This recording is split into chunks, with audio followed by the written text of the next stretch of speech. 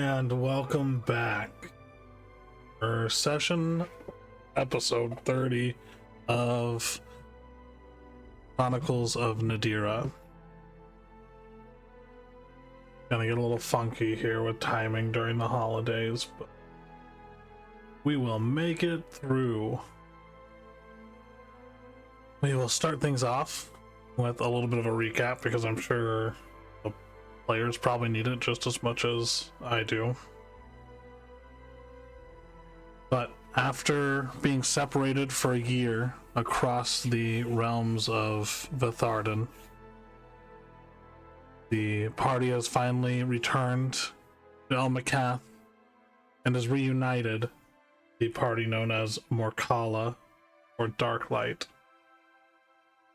And some distressing news has been handed down from Wolfrind that Mavra's sister Kavra may be being held in the Allcourt Keep in preparation for a ritual having to do with Kalenroth. In the aims to get there as quickly as possible, the party was visited by a member of the Harlequin Brotherhood, Jack, as well as a member of the Order of the Ebon Fang, Esper. And after a few items were provided by the unlikely duo, Esper was able to gather you all and take you to the northern reaches of Nadira and to the theocracy's borders. So, the world stills as the magic of Esper's teleportation fades, leaving you all shivering in the biting winds of Nadira's northern expanse, snow crunching beneath your boots, the white canvas of the landscape broken only by the twisted silhouettes of skeletal trees and the distant shape of the Ebon Keep's dark battlements cutting starkly against the leaden sky. Perona, Esper staggers forward. Her cursed artifact that she uses and wears managed to wrench reality and whisk you all here. Drains the very warmth from her veins. She manages a few faltering steps before collapsing, her knees hitting the snow, one hand braced against a dead tree trunk. Her breath clouds in the frigid air. She lifts up her head to speak in a strange whisper. Something's off. Her voice trembles with fatigue. We've not been back since Fenrir had us all flee, but there should still be patrols in these woods, sentries, to watch the keep in our absence. Everything feels empty, feels hollow.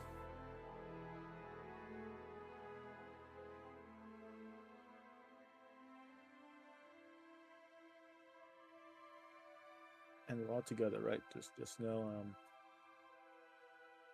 like, they're not just like separated. You're all together. Okay. I'll go down to Perona and just give her support. You accept her help. And how long ago would I have last been here at the Ebon Keep?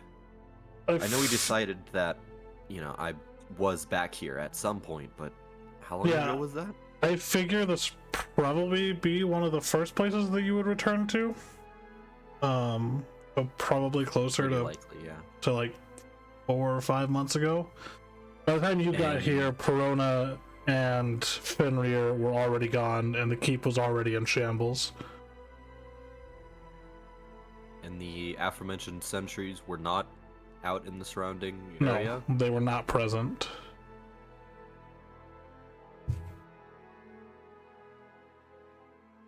The keep in the woods have been empty for months now. It shouldn't be. I was under the impression that the order had fallen. With the keep in the state it's in now. Well, we may not be as prevalent as we used to. We're not able to pull all the cursed items out of the vault, so we needed to leave someone behind to watch them. Protect them, but if there's nobody here, I fear the worst.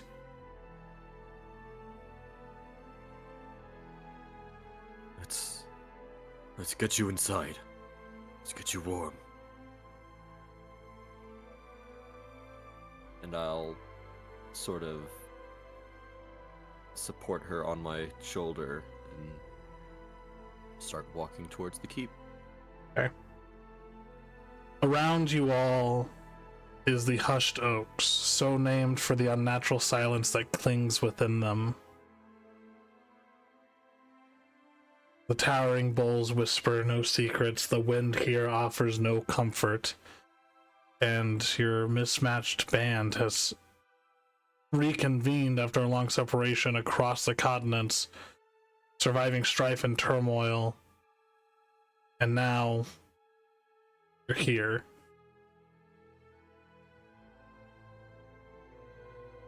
As you all move forward, heading towards the keep, the hush of the oaks yield to the looming silhouette of the keep itself, its once proud form now marred by time and neglect. The 25 to 30 foot high stone walls, whose ramparts once bristled with vigilant sentinels, now wear a veneer of ice and a creeping decay, like slate gray bones exposed to winter's cruel breath. The fortress stands tall, but waning, its glory dimmed. The scent of iron, unmistakably blood, still drifts on the stinging breeze, biting at any uncovered skin you all have, and for Wolfrind calling forth uneasy memories. As you all press ever closer, your eyes adjust to the muted light in the area, and with passive perceptions, Wolfrind and Uzmir, you two catch a subtle glimpse of movement above, in a second floor window. Its glass rimed at the edges with frost. You glimpse a flicker, a dancing hint of flame that brushes the inner darkness of the keep and then slips away. In the silence that follows that, no shape emerges, no voice calls out, just the fading echo of that fleeting glow, as if something or someone watches from within the deserted halls of the Ebon Keep.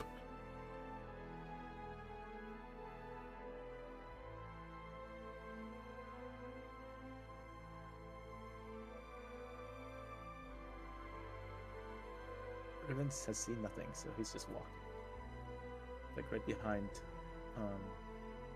Wolfriend, and he's just basically like, so I think this place has seen better days, huh? Not even aware that someone's that that he noticed something, or Wolfriend noticed something.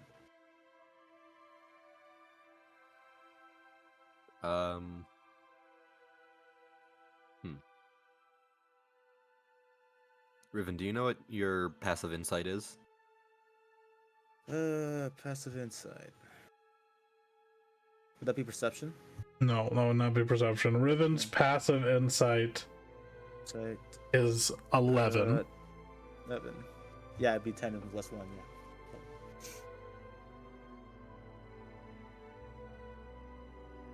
He's not super insightful. Absolutely not. Otherwise, he wouldn't get into a lot of messes that he does. But he can tell by the look on your face, Wolfrind. Wolfrind does not seem okay. You can give more description to what Riven and the rest of the party probably sees on Wolfrind's face, in his mannerisms, in the movements he makes. What does the party notice in Wolfrind? You can tell as he's carrying Perona into the keep. He is very clearly trying to keep it together, or trying to appear that he is together, but he is very clearly shaken by this whole thing.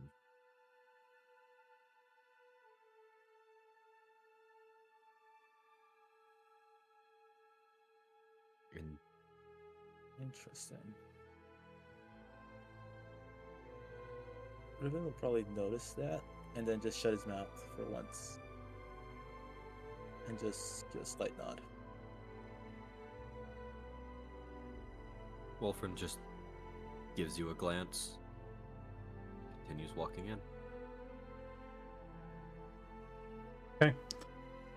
As you guys approach, entering into the courtyard, a short push through the old gatehouse reveals that the courtyard is blanketed in a pale hush. Snow piles and quiet drifts smoothing the jagged outlines of broken supplies and scattered debris. Directly ahead, you see the worn stone steps ascending into the keep's heavy doors, and encircling the yard are 6 statues carved, representations of the Order's revered chapters: a wolf, a bear, a stag, a fox, a serpent, and a boar. Each statue has been partially buried beneath wind-blown heaps of snow, their visages robbed of sharp definition, as if even nature is trying to erase the memory of what has happened here. All is still, yet the evidence of violent struggle lingers. To the right of the door, a ruined cart lies collapsed upon itself, splintered spokes reaching skyward in frozen surrender. And nearby, the tattered remnants of a few canvas tents slump beneath the drifts, and scattered about are a handful of bodies, half buried and stiff with the winter's cruel mercy, their outlines barely discernible from the snow around them. The silence presses in, and every subtle sound, the crunch of a boot, the hiss of a shifting drift, feels painfully loud. This unsettling quiet seems to invite questions with granting no answers. Who was it that attacked this place? Was it the Iron Brand? Was it the Theocracy? What became of its defenders, and what presence still lurks within these ice-laced corridors? Now, point of order, Wolfriend, this broken cart of supplies and the tents and the bodies were not here last time you were here.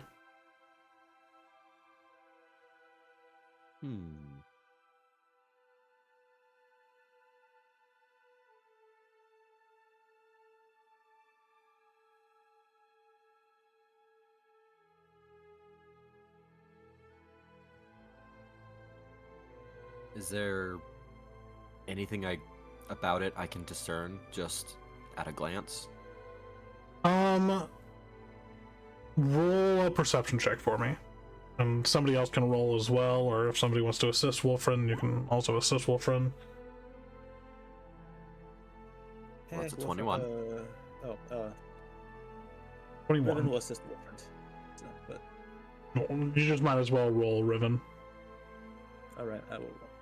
Wolfman, with the knowledge you have, looking around, you gonna roll, Riven? 10. Alright, so, Riven, there's dead bodies in the courtyard. Nice. Wolfriends, these dead bodies are armored forms. They are wearing the distinctive armor of the military force that runs rampant throughout the Theocracy. These wardens were probably taking advantage of the emptiness of the keep and maybe keeping watch in case anyone returned, if they were in fact the ones who besieged this place in the first place.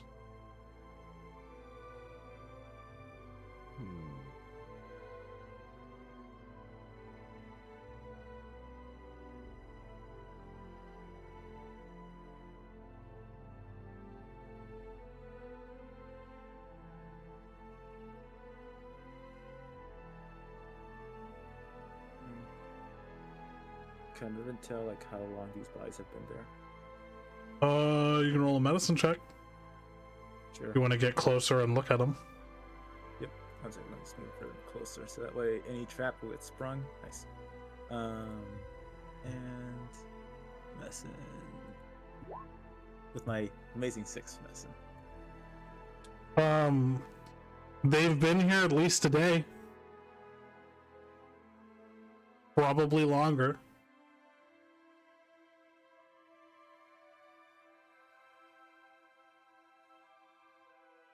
Oh, at least we know this happened before we got here.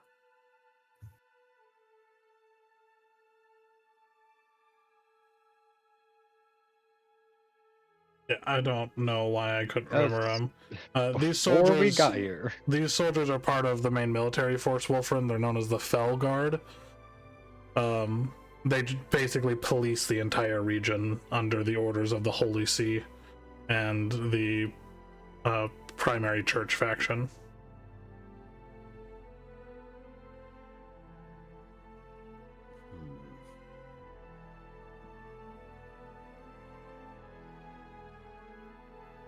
Right then. We'll just continue pushing towards the main keep. Okay.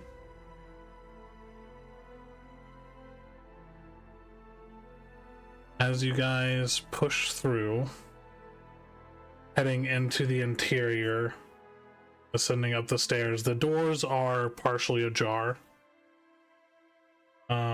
Is anyone lingering outside, or is everybody going in? Merlin's going in.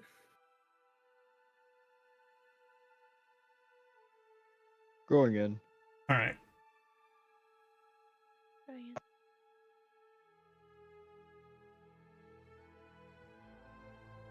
Let's see here. Merlin goes in, dies. I'm gonna stay right here by the door.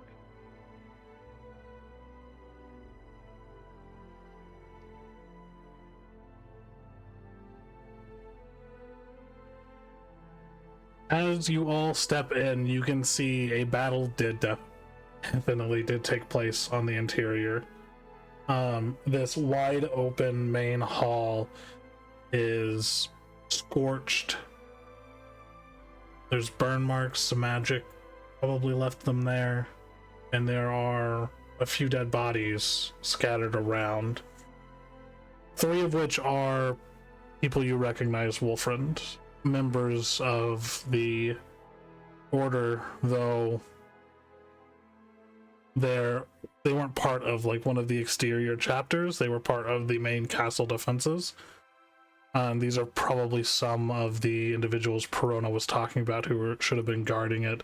And as you pull Perona in, she can't help but avert her eyes, and you see a few tears start to well up. I, too, will avert my eyes and try and...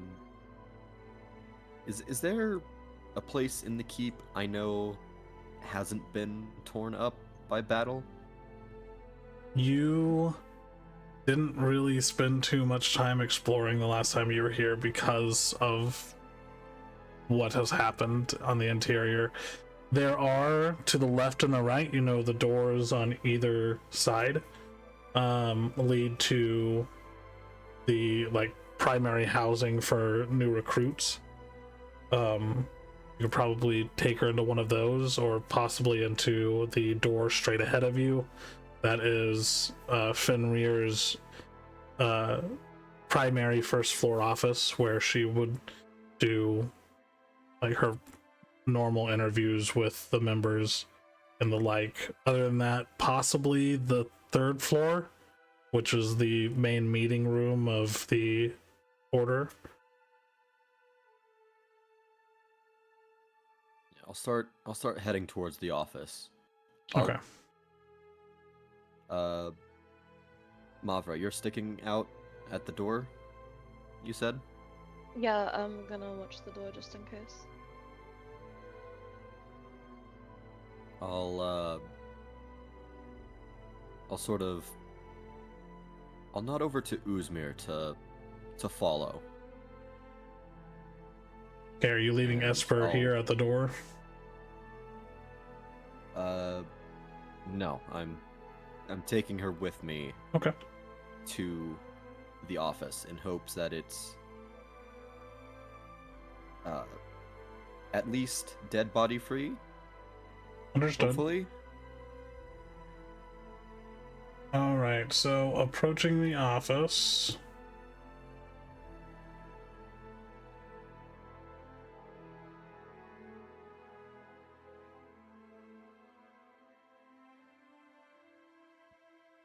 I'll go out first.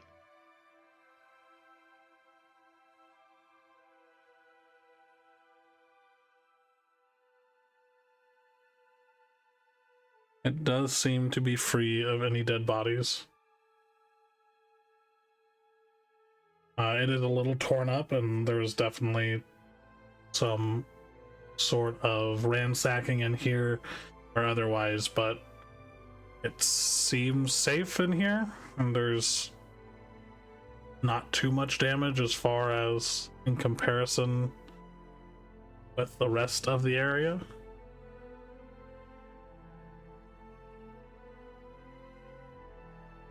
After seeing it is secure, I'll put Perona down on the most intact piece of furniture in here. Okay. That would just be the main chair behind the desk. Yeah, I figured. How are you? Are you all right? Are you good to stay here? Yes, I'll be fine. Just need to regain my energy. Right. Rest here. We'll sweep the rest of this castle. Make sure it's safe. Very well. Careful. Wolfram says nothing as he gets up. And we'll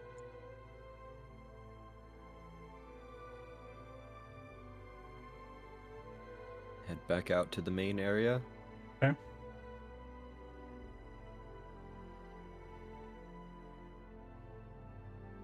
So, Wolfman, you would know. To the the northeastern door over here, that would lead downstairs, and the northwestern door over here goes upstairs. The two side chambers are living quarters, and then the two southern chambers, the one on the western side is a kitchen, the one on the eastern side is a storeroom.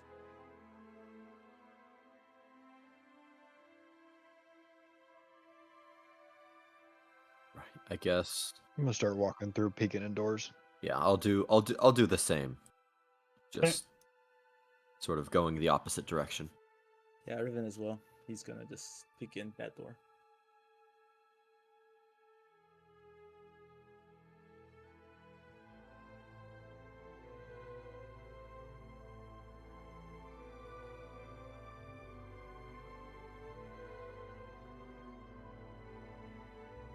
I heard everything you did.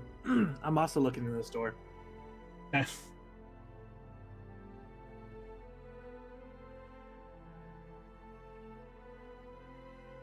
Yeah, as you guys look through these different chambers, Uzmir, you do see a set of spiral stairs going downwards. Wolfrun, you see the stairs going up. But these rooms have been thoroughly tossed. Like, whoever was here made sure they found what they were looking for, at the very least. And in the event that they didn't find anything, they made sure to damage as much as possible.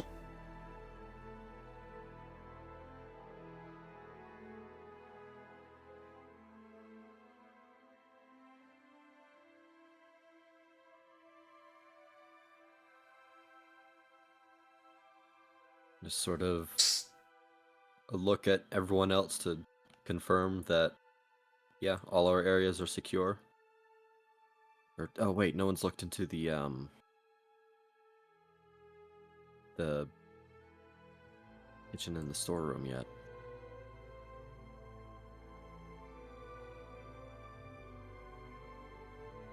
Yeah, I just proceed down there after seeing him look at us. Okay.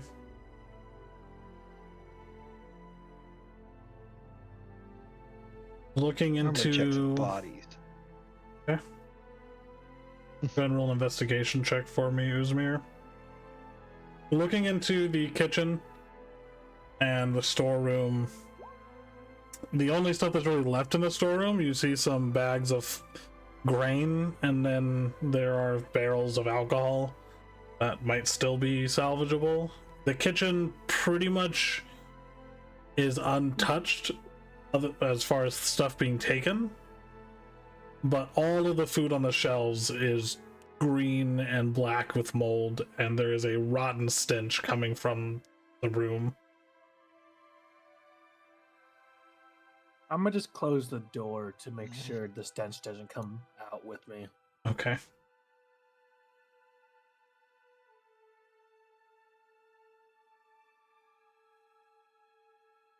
Uzmir got a natural 20 on his investigation check. Are you checking the... So 3 of the bodies are Order of Ebon Fang soldiers, and one of the bodies seems like possibly a civilian. They're not wearing any armor or anything like that. Which one are you searching? We're gonna check the civilian. He obviously ain't supposed to be here. Okay. Looking through his corpse, you find pretty much the only thing that seems valuable on his corpse is he has a large silver, almost coin. It bears a symbol that roll either religion or history, Uzmir.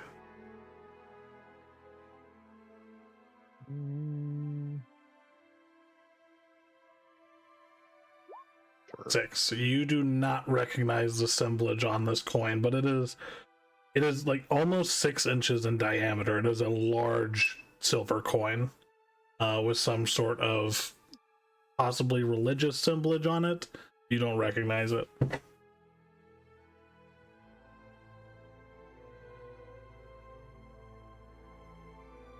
Other than that, his body's been picked pretty clean. He doesn't have any identifying markers. He's dressed like a peasant, and he doesn't seem to have anything of value other than that coin.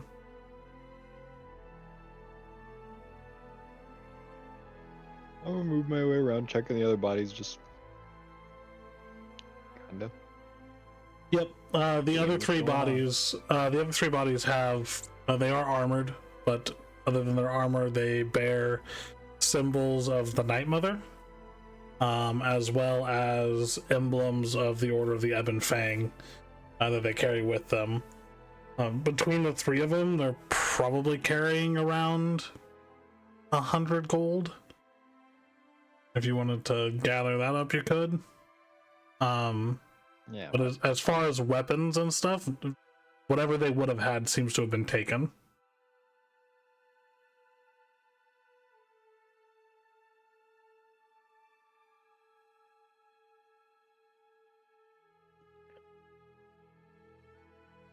After that, I'm just kind of wait in the center for everybody else to finish.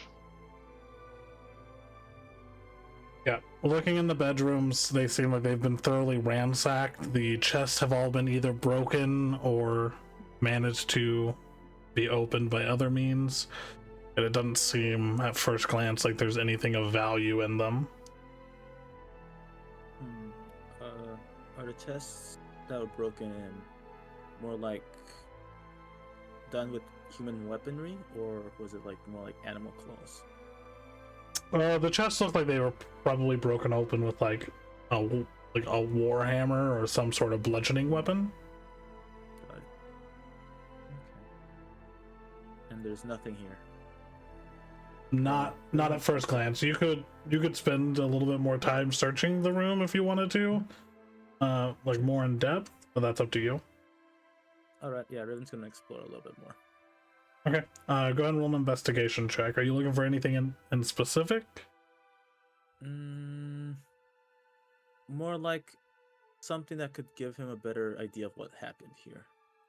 Apart Okay. from like it being ransacked, like anything that could tell about like any like sort of cloth left behind by the intruders or anything like that. Yeah, roll an investigation check. Stop. Okay.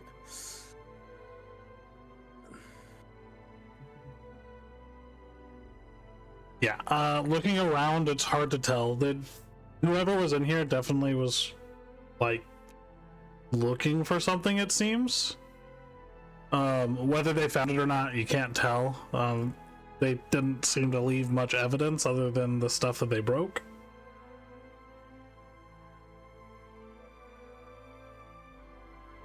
Yep, and with that, Riven's going to just give one last glance around the room and leave. Okay.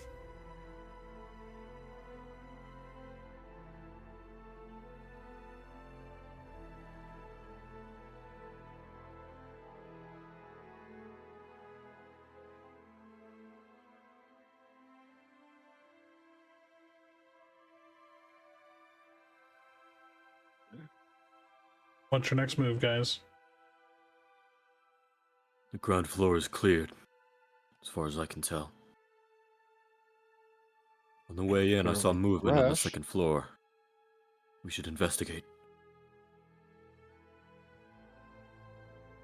Movement? What movement?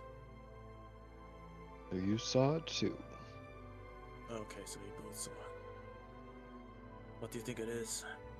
Did you manage to get a good look? No. Only a faint glimpse. That's what I wish to do now. So do you want all of us to go with you, or do you want to take a small group?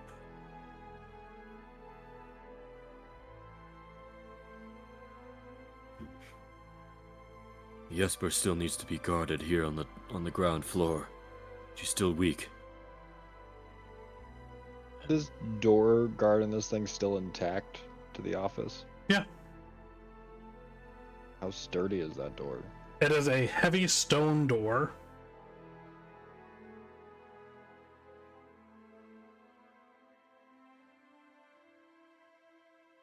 I'm gonna go investigate the door. Okay. More so, can it be locked from the inside? Yes, it can only be locked from the inside. Then would assumingly be very hard to break from the outside? You would assume so. It was probably left unlocked when they were leaving in a hurry.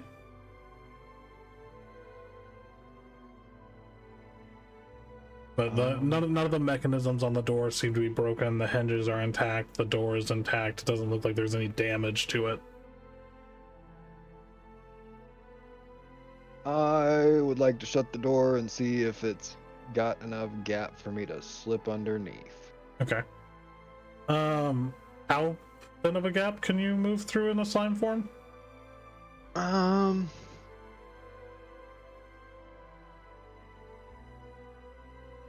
As small as 1 inch. Yeah, you could easily get through the gap at the bottom of the door. All right. I'm gonna turn back and look at her. I'm gonna lock this to make sure that you're safe in here. All right. I can get back inside, but if there's any knocks or anything, we should probably think of passcode or something before you try to open it for anyone else. In case I do reach a timely demise and Wolfrin has to come save you. Okay, what should the passcode be? I don't fucking know.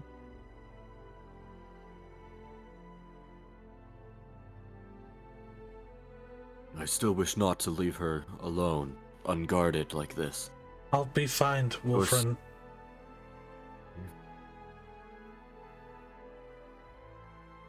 You're certain? I am. If I need to, I can make quick escape. Very well.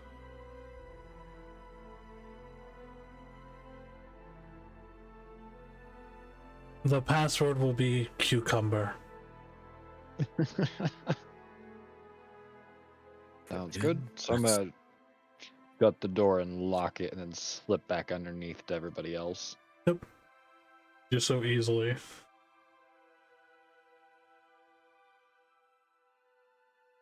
Well, he's at least safe from Riven. I heard that. What do you think I'm even gonna do? Victor, I'm gonna get Mavra. Let her know the coast is clear, at least the first floor.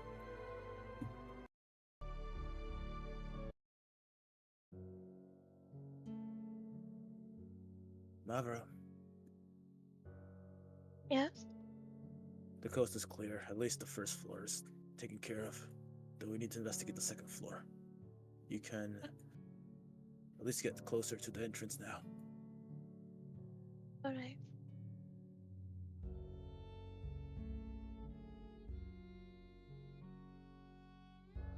Right, so the door to the upper floor, or the stairs to the upper floor, is over here.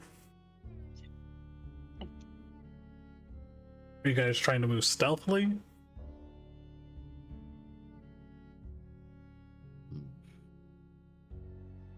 We should. I'll take point. And I'll start to creep up the stairs. Okay, I need a group stealth check, so I need everyone to roll stealth for me. I'm so glad I don't have male armor anymore.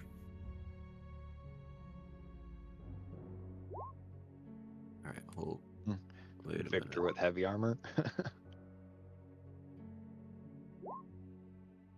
Yeah, Victor just replaces Riven. Are we... Is what we're in, would that be considered dim light, at least? Yes, it is definitely dim light in here. Okay.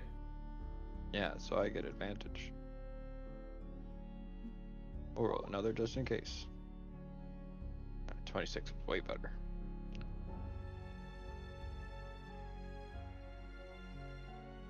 Okay. As you guys begin to creep up the stairs,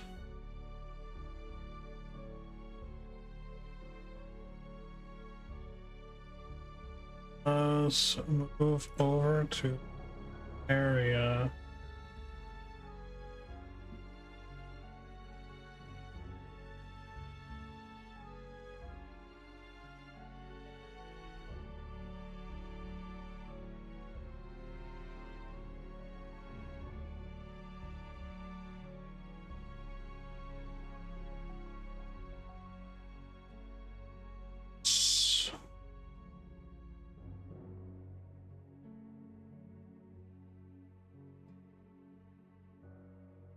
Okay.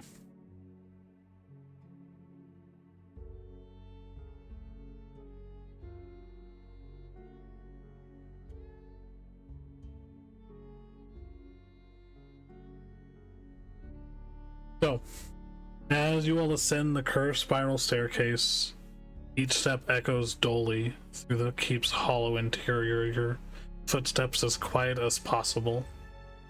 The air grows a bit heavier, tinged with the subtle musk of mold and old parchment.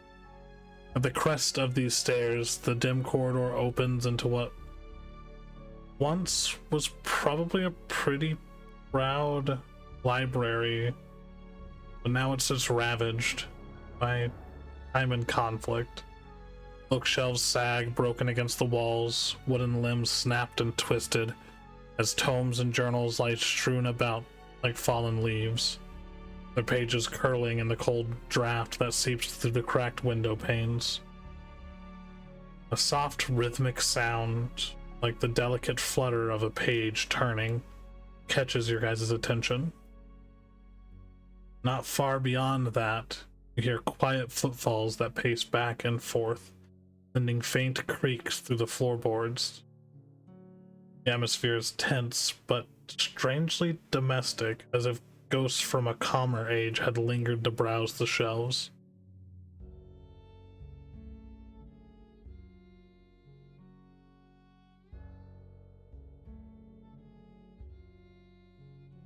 do I get a sense of where the footsteps are coming from? Yeah, it sounds like they're coming from the eastern side of the library.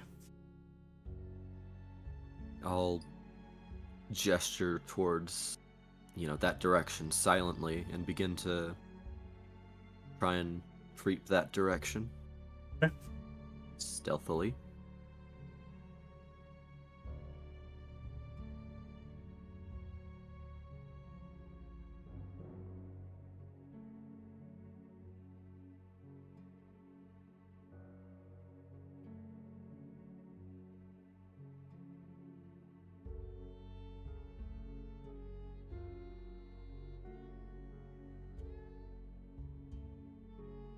As you all edge closer, you see in one of the side reading rooms 2 figures amidst the debris and leaning shelves.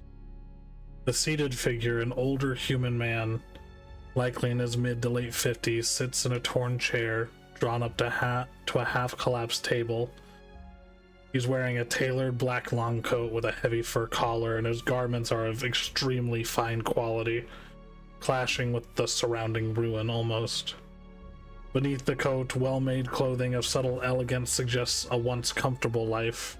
His bluish silver eyes skim over the ancient tome cradled in his lap. He has gray-white hair that kind of frames a face etched with a single long scar, and a short, well-groomed beard, and it completes the image of this scholar / veteran, possibly some sort of fighter in his past.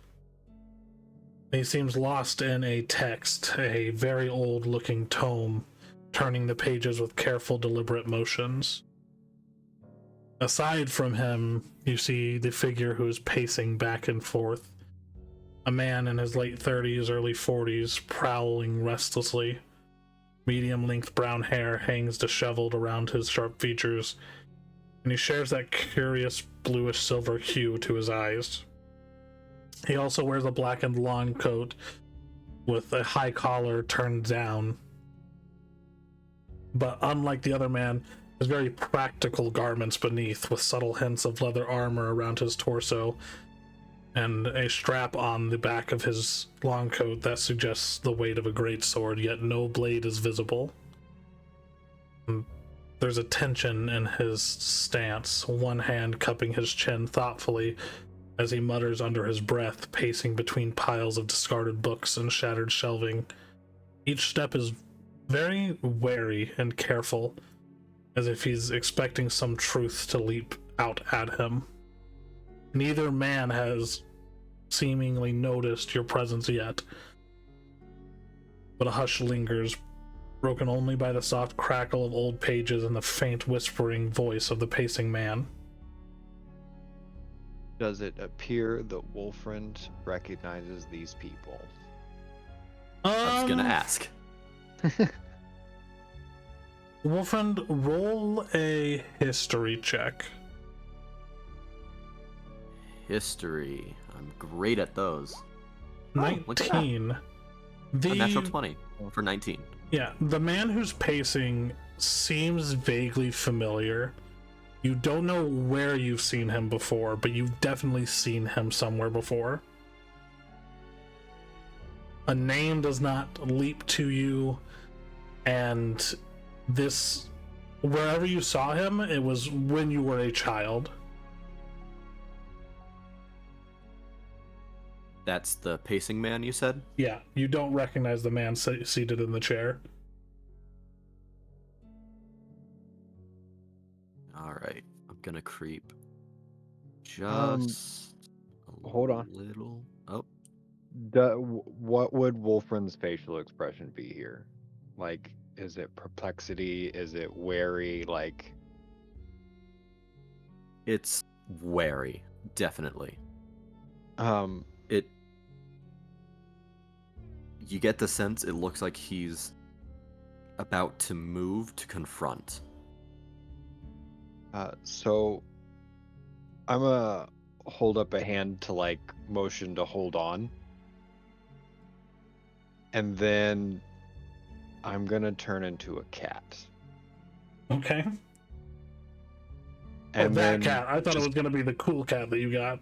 no, little cat, like Okay. actual cat. And then kind of look at Wolfriend and see if like he at least understands what I'm getting at here. He wants you to chase him, Wolfriend. This is another dog joke. He looks wary. Like he's not sure it's gonna work, but all right.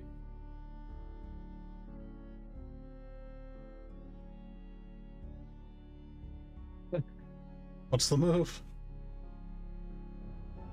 I thought we were just running across. Yeah, we're just waiting. Make him chase a cat.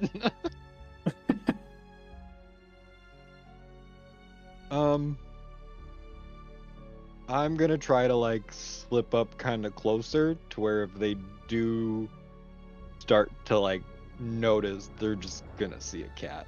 Alright, I need you to roll another stealth check for me. Okay. As a cat. Yeah, kitty stealth check. I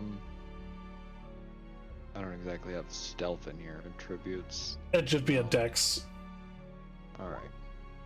5. Oh, that is super fucking shitty. Um, I'm not a stealthy cat. I rolled a fucking 3. the pacing man stops and kind of looks down towards you. Meow. So you're a curious one, aren't you? He kind of kneels down and holds out his hand and kind of, yeah, kitty, kitty, kitty. Yeah, sure, we're gonna go for it. Kind of A little reserved. He reaches into his bag and pulls out what looks like a little bit of jerky. Alright, we're going for it. I'm gonna try to still like remain within sight of Wolfrind though, in case some shit goes wrong here. You taking the snack from him? I'm gonna sniff it but seem uninterested. Okay. He kind of drops it on the ground and reaches towards you to pet you. We're somewhat okay with this. Okay. I need you to make an athletics or acrobatics check as a cat as he is grabbing you. That'd be Dex strength or dex, right? strength. Dex. 21. Okay.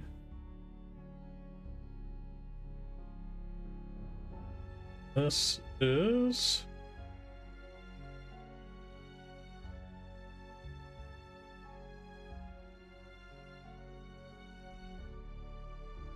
Okay.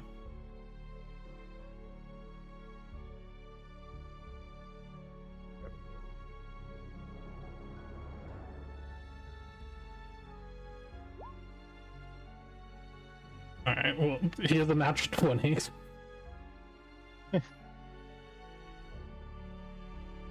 You see the hand coming in for a grasp, and you try to move out of the way, but he gets you on the back of the scruff of your neck.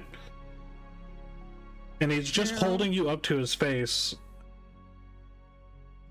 And you see his eyes flash with this kind of dark purplish color for a moment.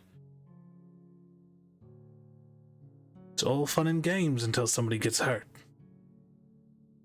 Tell you what, we'll give you one more chance to approach.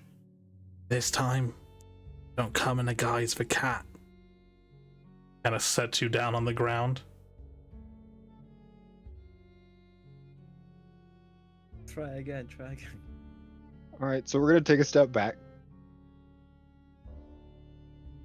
And just like look up at him. And as our eyes meet, I'll go ahead and transform back. Okay. Aw. Try again. Go as a dog this time. That's better. This dog this time. Now that you're standing next to this man, he's... Because you're about 6'2" right now, right? I believe so. Yeah, he stands about the same height as you. 6'5". 6'5"? Yeah. Alright, he is slightly shorter than you then. He is 6'2". And getting a closer look at him, he is pretty stacked. He's not like bodybuilder, but he is a very athletic individual. And he has scars across. You see some like blending down into the collar of his shirt. So, I assume you're probably not the only one here. Can I assume that's correct, friend? A fair assumption.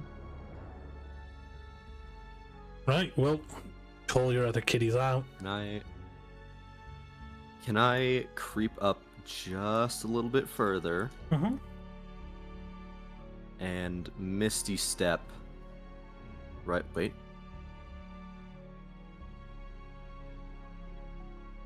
Oh, I don't have. You don't have visual.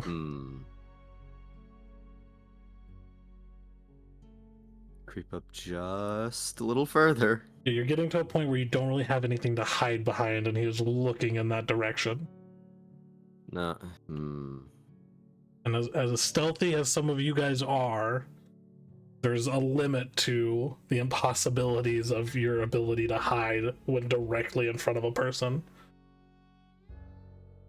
That's true. Invisibility. Boom.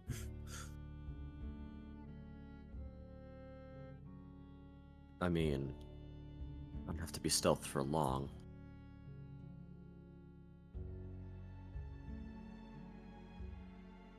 I'll Misty Step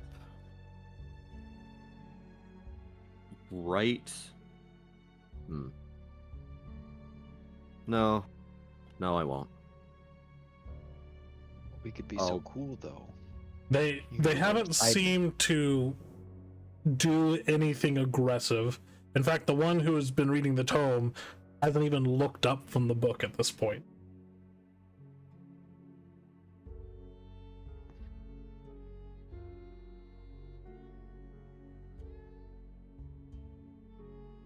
Fuck it.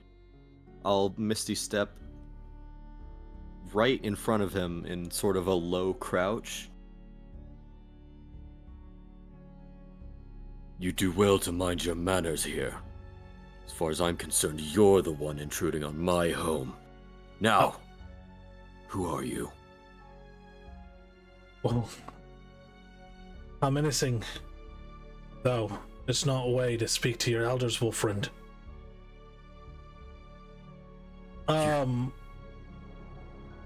Hearing his voice this close and getting a much better look at him, you recognize this person. This is Lucian.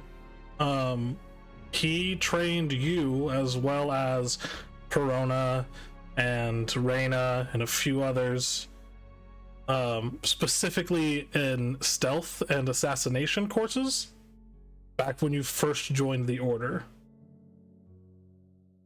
He disappeared shortly after.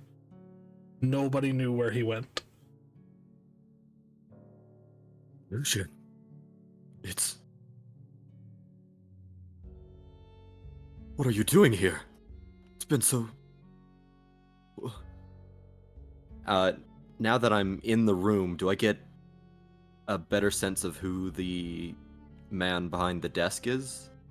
You don't recognize him.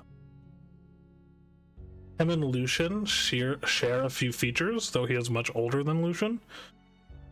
And speaking of Lucian, he called you Wolfriend. He recognizes you, and you do not look like you did when you were a child. No, you're right. How did you recognize me? And I'll stand up to my full height. Well, I've that's a long story. changed much. possibly for another time, but I know much more about you, friend, than you may still know. Fenrir knew as well. But to protect you, things were done, and we'll just leave it at that for now.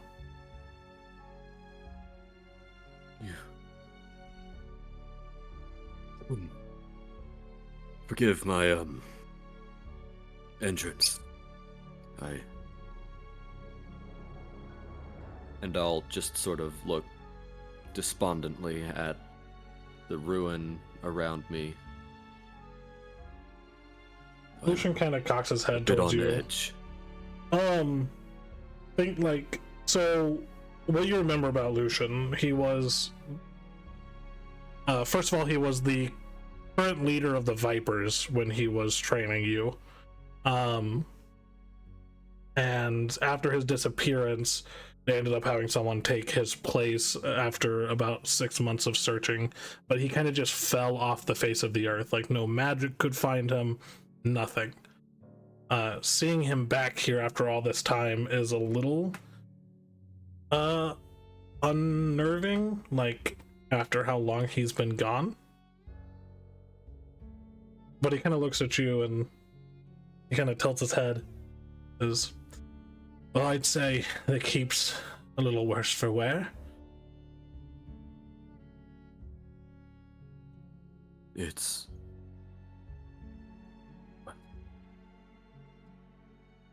I'm sure I need not tell you. You're back. After so long. Not even the strongest magics could find you. And you're returned.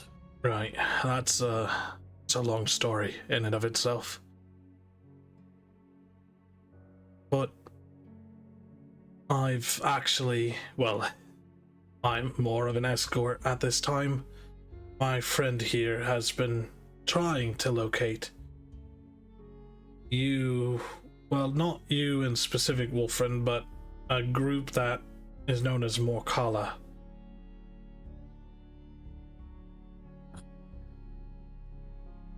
Fate truly is the strangest of mistresses.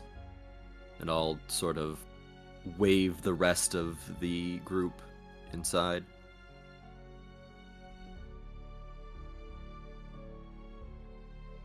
Lucian kind of takes a seat.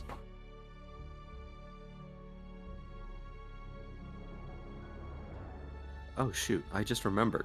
I have a griffin that teleported in with us, right? Mm-hmm. Right. He's gonna be on the first floor. Okay. Just guarding. Guarding the door? Guarding, yes. Okay. You could have left him in there with her, even. Jeez. He's a big boy. The He's a big office would have been boy. pretty cramped. Caw-caw! So, I assume this is it? This is all of you?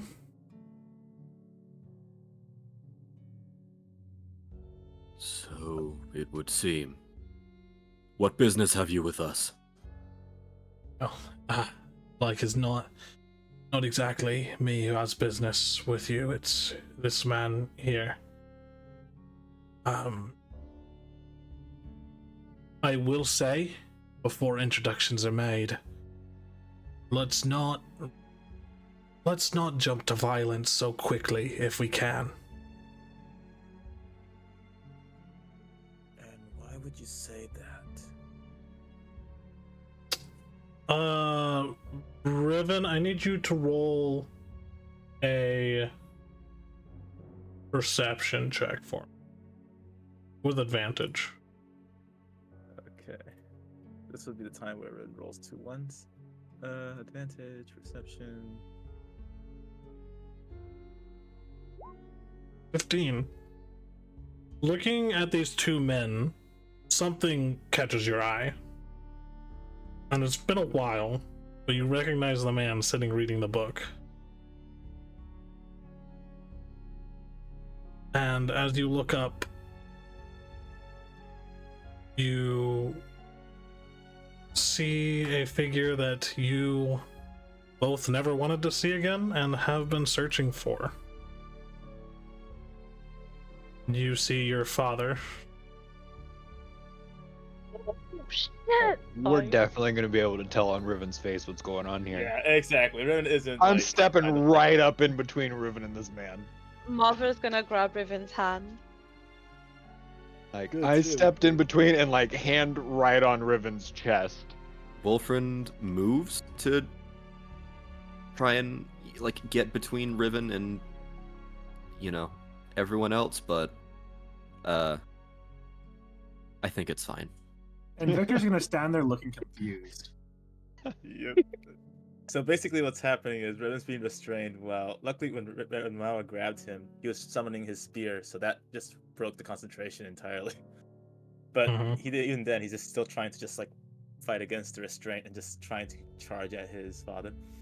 I'll look towards Riven's father. I believe some explanations are in order. Quick as you like. Fuck If you explanations. please. Let me kill him. Well, first off, it's been a long time, Riven. Yeah, fuck you too. Now come here so I can fucking kill you.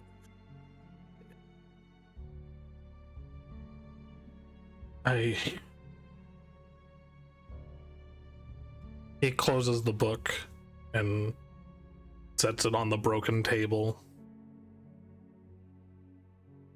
I don't blame you for the feelings that you had towards me. They were well deserved. But sadly, what's done is done.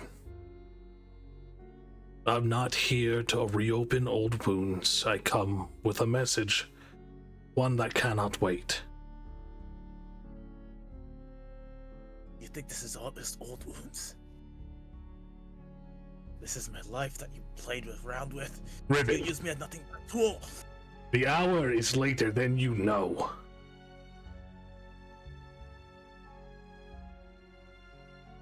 Six seals lie shattered, their fragments scattered to the winds. The seventh teeters on the edge of oblivion, and the serpent stirs, its bonds unwinding with each passing moment. He kind of glances down at the ancient tome near his hand, then back at you all. So what now? You're playing the hero now? Is that what this is all about? I'll never Or you're be a just trying to save hero. your skin? I'll only ever be what I have to be. You think I want to be here, son? I don't.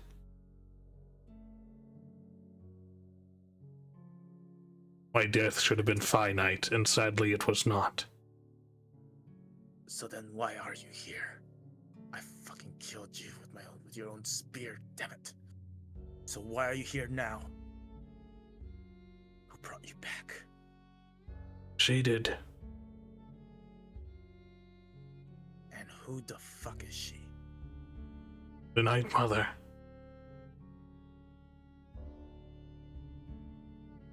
The what? With a message. One I've been trying to bring to you for a while. Oh. Having a little bit of trouble finding you all. As I said, though, 6 seals lie broken. The 7th teeters. Something evil is stirring. Blades once sundered now find unity in flesh, and a ritual of old begins anew. Far to the north, where the sun hides its face behind veils of snow, the brand moves unchecked, and the designs are nearly complete.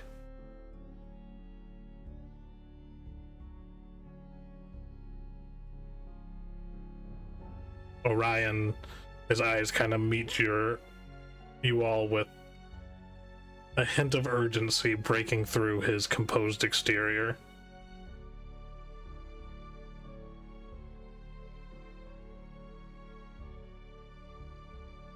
And why should I even said the Night Mother brought you back. That she was the one that helped me kill you. So what is going on? I don't Is know, this some twisted Riven. joke? Some kind of divine irony. She sends her messages the way she wants, not the way we like. Can I just right quick pop a Mhm. divine sense? Yep. Do I get anything? Yeah, he is undead. Undead?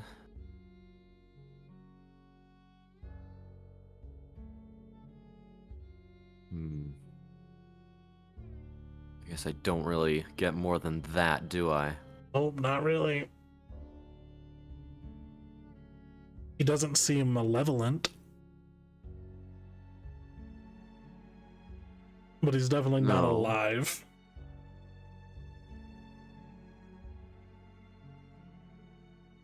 Yeah, the stream totally can't see what's going on right now. Oh, can I not? No, you're in the wrong corner of the map. Got it.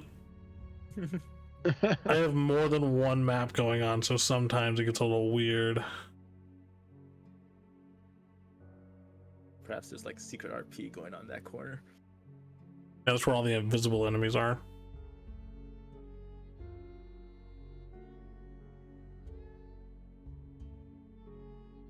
So Tarask, let's go. Plain words are not mine to give. But heed this warning she gives. When the shadow eclipses the moon, and the harbinger stands at the crossroads, a choice must be made.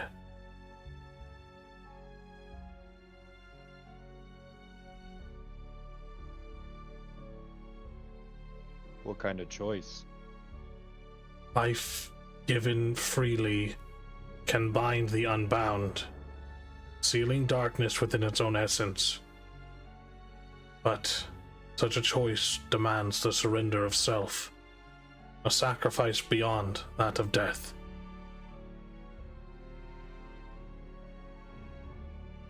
Such ominous. Like he always does. He's playing his stupid little games. I do not wish to play games. The Night Mother speaks through veils and whispers. I am but her messenger. And that's why it really, really, really pissed me off. Just say it straight and plain. What exactly is going on? If you don't want me killing you right now, then at least let us know. Give us more than that. Plain words are not mine to give. What I can tell you is this. Time slips away. If the final seal breaks, Kalenroth will walk this world once more, unopposed. But there is a way. Kalenroth has to become whole again in order for this to happen, correct? Will be a path fraught with peril and loss. The Harbinger holds the key, locking the gate that should have never been opened.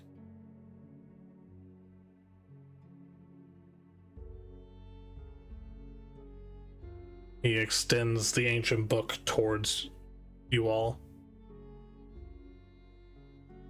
Take this. Within its pages lie truths veiled in shadows. They may guide you when the path grows dark.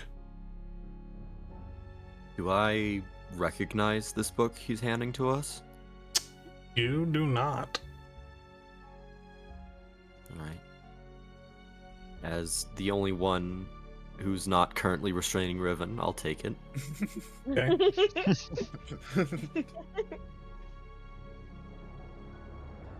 As you grab it, the leather that binds this tome is cold to the touch. And getting a closer look, the pages emanate a faint, eerie glow. Orion steps back.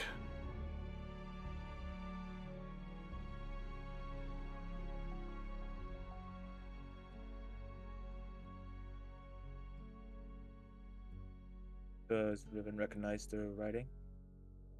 Do you look in the book? Riven I'll- will just tiptoe, as in curious. But if he feels like he's being like let go a little, he's gonna try and push forward. I'll Uh, I'll look at the book. I'm still Okay. gripping his hand like. No trust. As you open the book, friend, all the pages are blank. What is this? What are you driving at?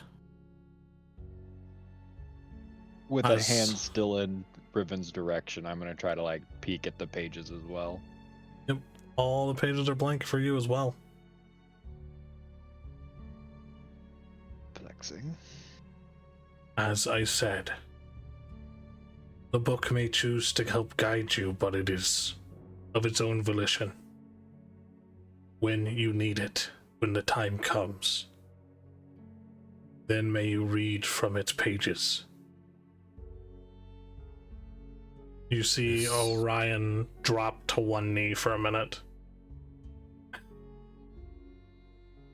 Well, the message is given.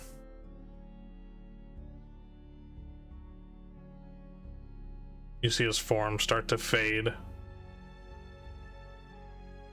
First, one of his hands starts to kind of crumble to ash. No, wait. I still have lots of questions. I still wanna. Remember, the moon's shadow is both a warning and a guide. When the time comes, the choice will be yours. Orion Choice. offers a sad smile. Even in darkness, Riven, a father's duty remains. Cannot undo what was done in the past, but perhaps I can help you shape the future. With that, his figure dissipates into swirling dust and shadow. No. Right. Well, that wasn't at all ominous, now was it?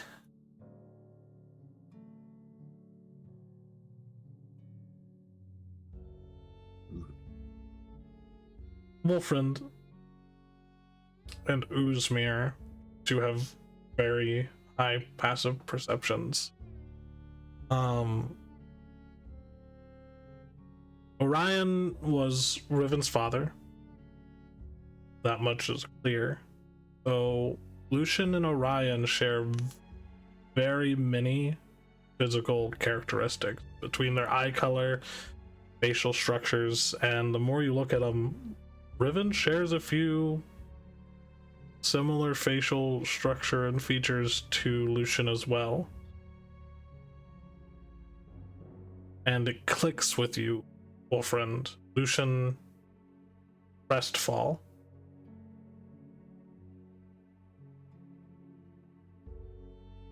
And Riven, you only met him once. You were probably about 5, but this is your uncle. Orion's younger brother. Does Riven like recognize him like fully now? Yeah, it's all starting to click as you're kind of looking around in a rage, trying to figure out why your father was helping you, where he went, what all of this means. And Lucian is kind of sitting there, leg crossed.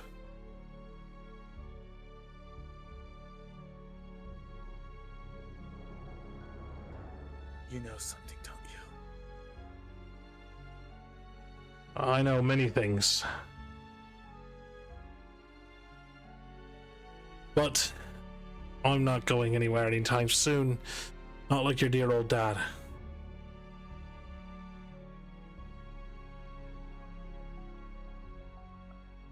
Why couldn't he just stay the asshole that he was? Why is he trying to be a father now? Couldn't tell you. I don't exactly see him trying to be a dad at any time point. I'm pretty sure he just fell into dust, Riven.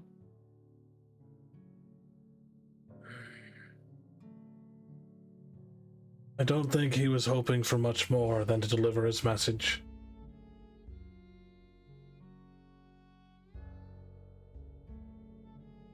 Fate truly is the strangest of mistresses. That is. I mean, I didn't expect to be back here anytime soon either.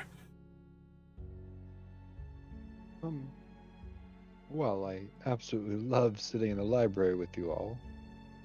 The princess is still in the office. Princess? You have a princess with you? I'll go with him. Esper, she's downstairs. She's That recovering. Esper. The little elf.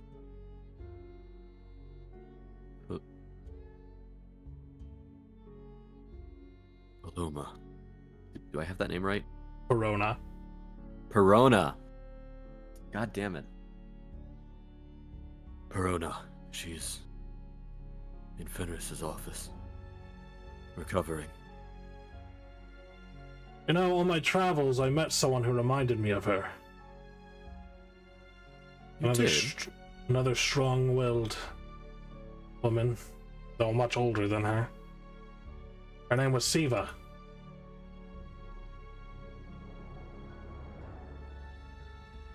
Yeah. You guys are heading Anything back else? down to the first floor? Yeah. Yeah, Rune's gonna give Malvar like a small nod.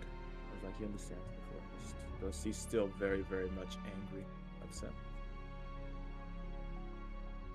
He's gonna keep holding his hand and walk next to him all Oh, the way down.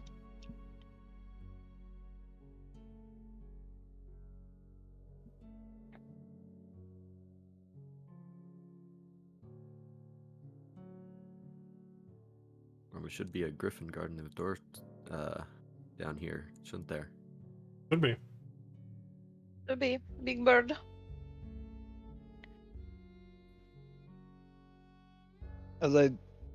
Right before I shift to go underneath the door, I'm just gonna say cucumber. Okay. As to not startle her. She is fully passed out. Alright, gonna unlock the door and creak it back open. Well, as much as I'm one for happy reunions, what are your plans now, Wolfriend? No. Well, we've a member of the Defiant and a friend of mine has been captured. We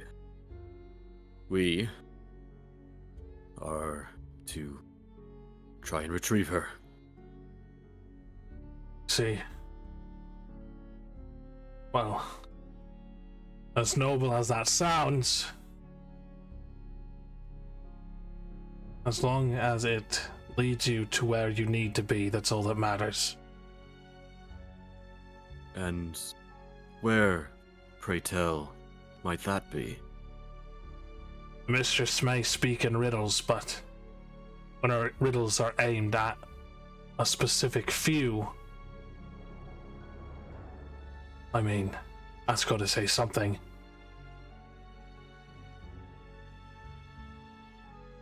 And what are these riddles? Where am I meant to be? I'd say stopping whatever seals are supposed to be breaking and resealing whatever the hell this Kalinroth thing is. Mind you me. Last thing I want to do is have this world go under the moment I get back.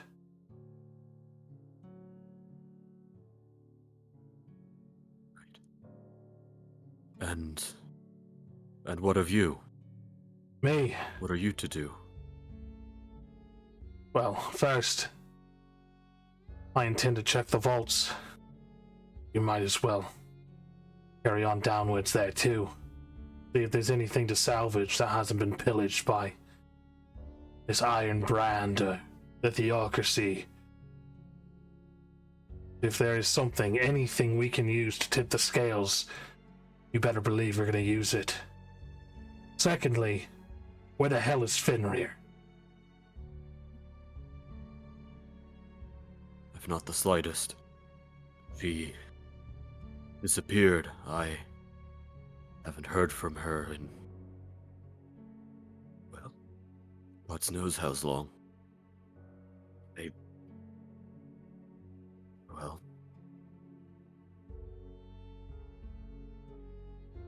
Well, I was under the impression the order had all but fallen. yes, well, I haven't been able to get a hold of anyone. Well, apart from Orion, who happened to fall into my lap shortly after I arrived. But if we can, we should garner our forces near Allcourt Keep. Orion seemed to think something was going on there. Of course.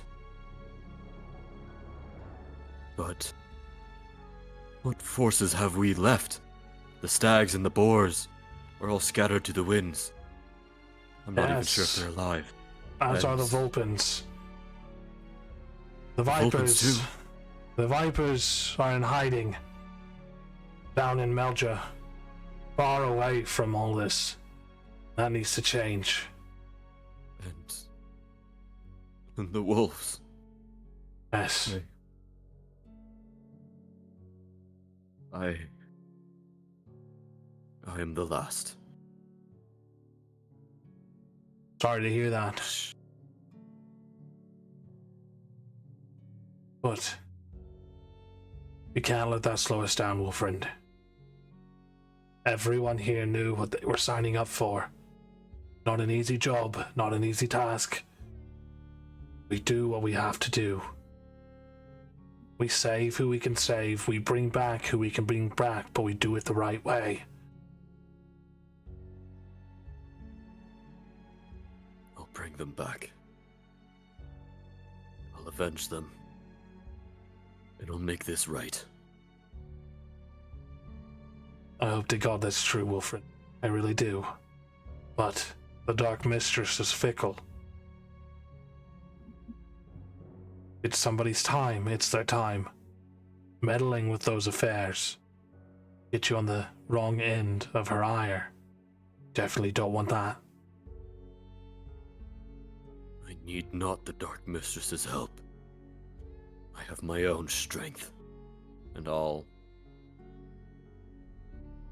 start to make my way down into the basement.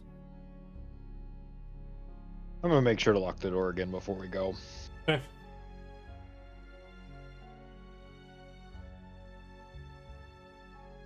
You guys head to the basement. Lucian approaches Mavra and Riven. Well, you're all grown up now, Riven.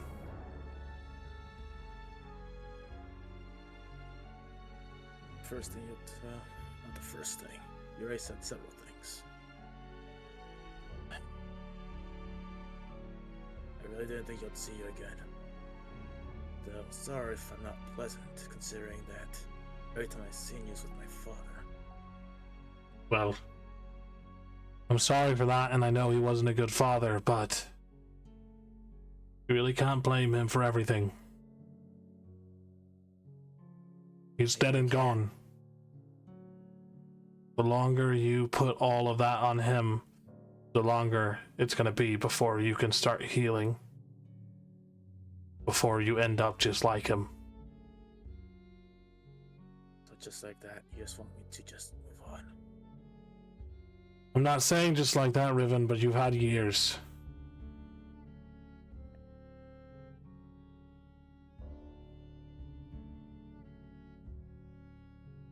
Couldn't you ask him why?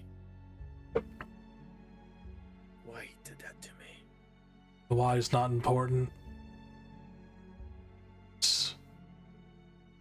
What matters is what you do going forward.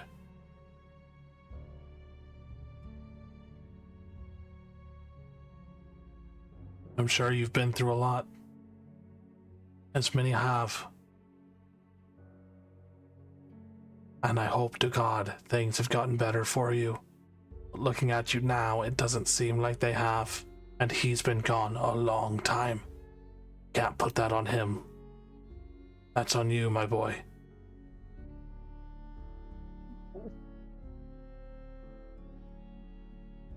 And Rin's just gonna look at Marvel. And he's gonna be like, yeah, I've gone off the deep end,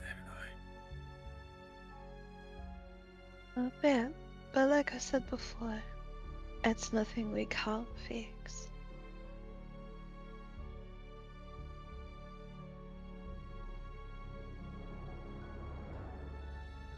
Listen to the cute elf girl, Riven.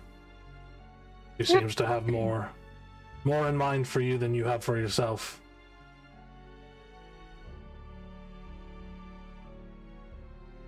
Rin's just gonna look at his hand, look at Marvel, and just give her a nice, like, small smile. Okay, I can do this. Who the hell is bringing a child to the end of the world? Oh.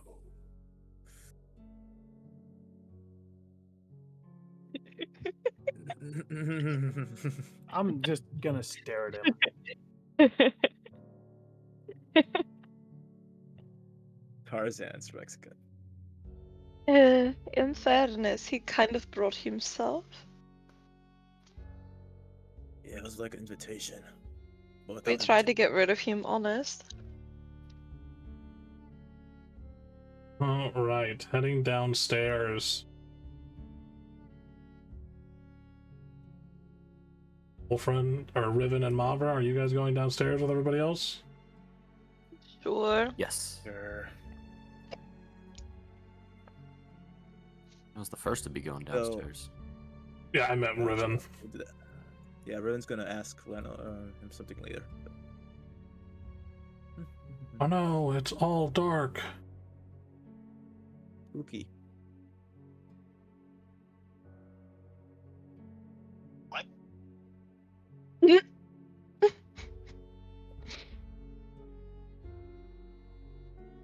As you guys descend into the lower Undercroft, you see a long hallway, and it is very dark down here. So who all has dark vision?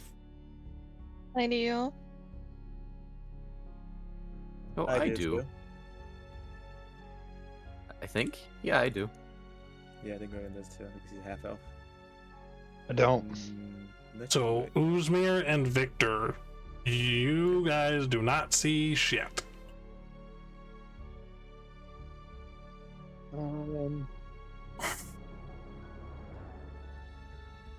Yeah, we're gonna have to change that.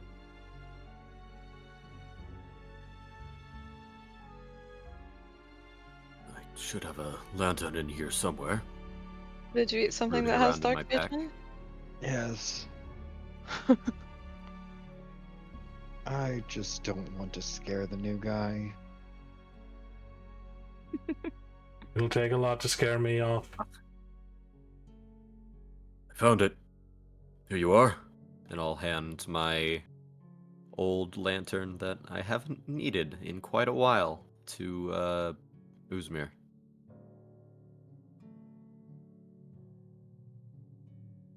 Please keep it to the back. Don't ruin my night vision. Same, please.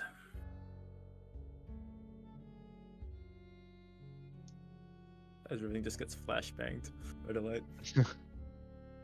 Oh, I'm gonna hand the lantern back to Victor. He'll kind of just take it and shrug. Okay, so a lantern lightens up the area. You guys are in a long hallway.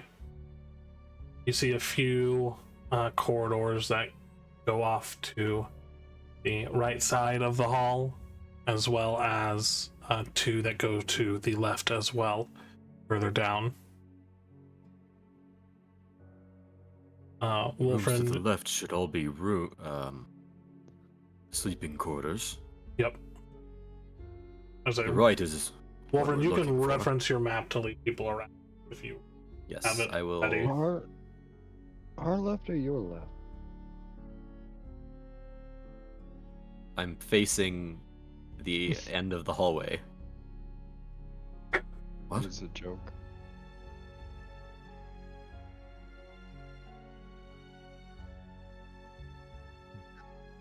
Anyways, sleeping quarters all along the left side of this hall. A washroom at the end on the right. And this first right here should take us to the rest of the Undercroft.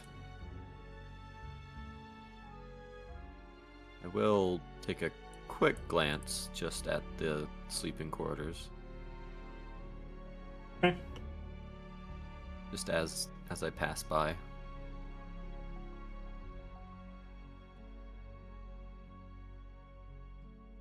They're, I suppose, predictably in a state. Yeah, they look like, looking down the hall, the doors are like forced open, and you can see like splintered wood stuff just at a brief glance.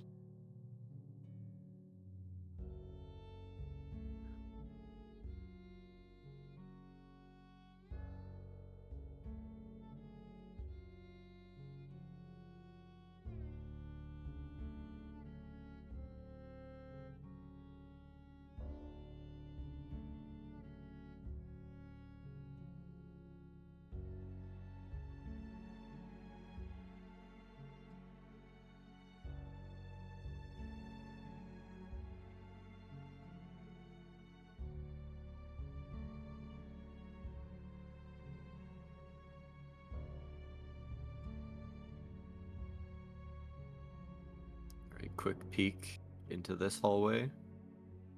All clear. Mhm. Oh, There's a baby dragon. There is a baby dragon down the hall. How far does your dark vision go? Believe it should be 60, 120. Or dim light within 60 feet as if it were bright light. And in darkness as if it were dim light. Gotcha. Okay, so you can see down the hall, and it looks like there are severe scorch marks further down the hall in front of one of the vaults.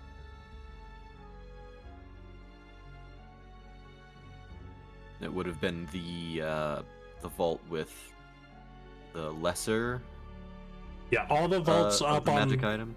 all the vaults on this floor are for grade 4, 5, and 6 cursed items, which are the lesser grade items. The vault's been broken into. Predictably, I suppose. Just slowly walk down this hallway, looking into each room as I pass.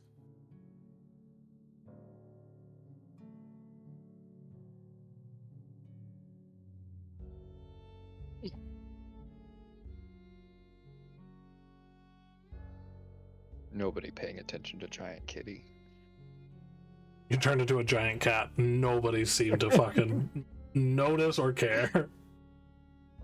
We all shrug it off at this point. It's just suits me out. Yeah, it's here. My mind is fully elsewhere.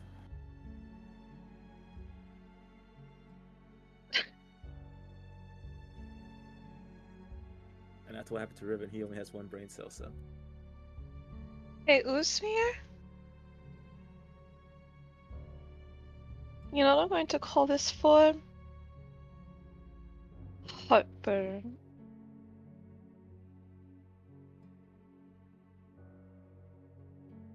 Tough crowd.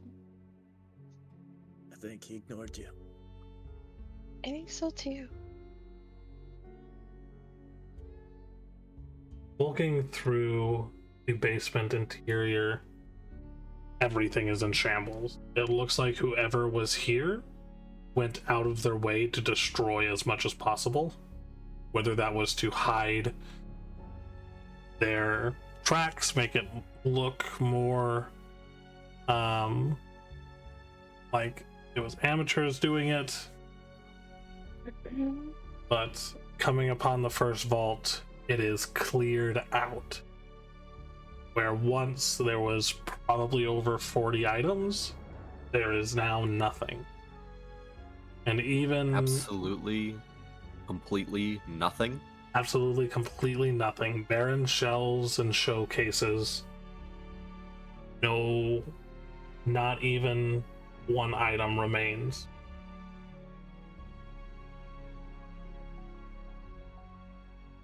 You I've do got dark vision see. as is, Right then. so I'm gonna keep moving. All right, you do see, in the remnants of the trap, a few burnt bodies, and Mavra, you come across some as well down further south as you, and Wolfram, you see Mavra go southwards, and there's 2 more vaults down that direction. Oh, those are vaults. Those are vaults.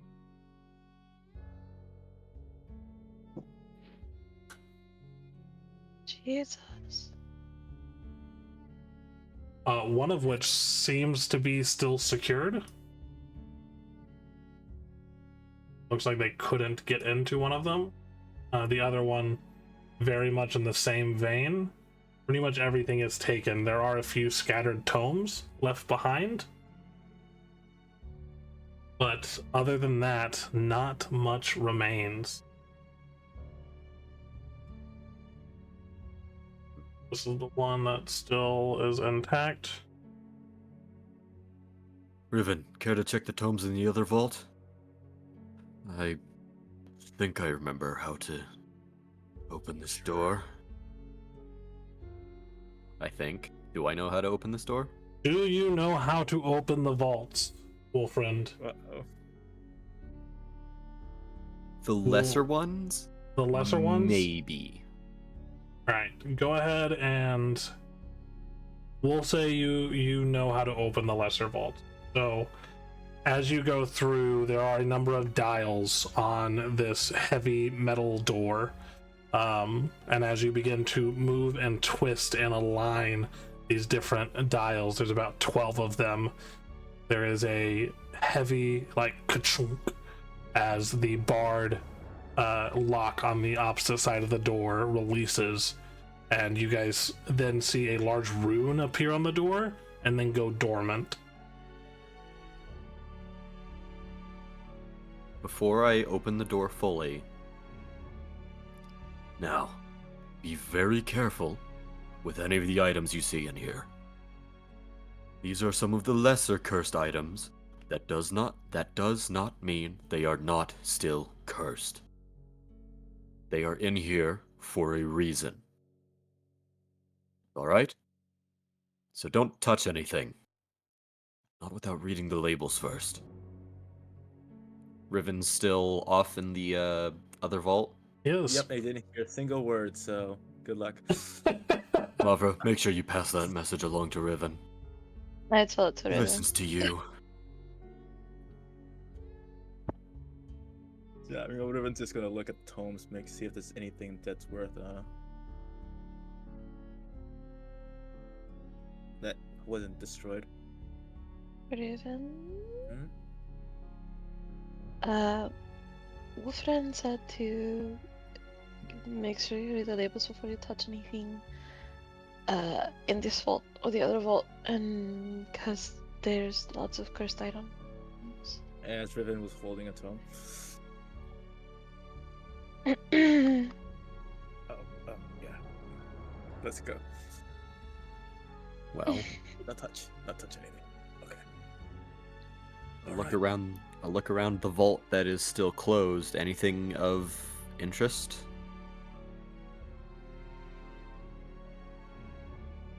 Yep, just a second.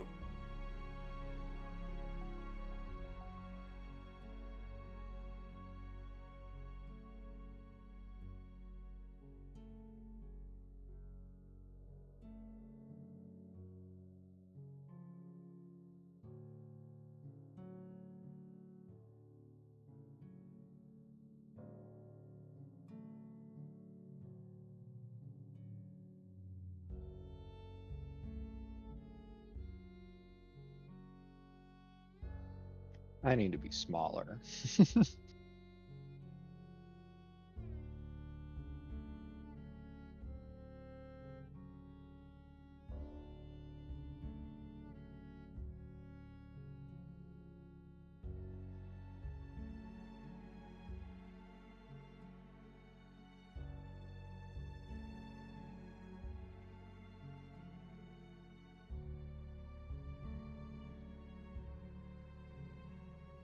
Okay, so as you enter into this vault, the interior is lit by a muted, otherworldly purplish glow that dances across the rows of towering shelves and polished glass displays. This chamber stretches roughly 50 feet in length and 30 feet in width. The smooth stone walls are etched with faint runes meant to suppress the malignant energies contained within. The scent of old parchment and dust hangs heavily in the air, mingling with the faint ozone tang of protective warding spells. In each corner of the room stands a large display case, tall and narrow, capped with curved glass, and inside, arranged with meticulous care, rest singular curios and forbidden texts whose bindings still exude a faint, unsettling hum of magic energy. The cases are fastened with large locks, and their keys have been long since hidden or destroyed or kept in the care of individuals who you are not.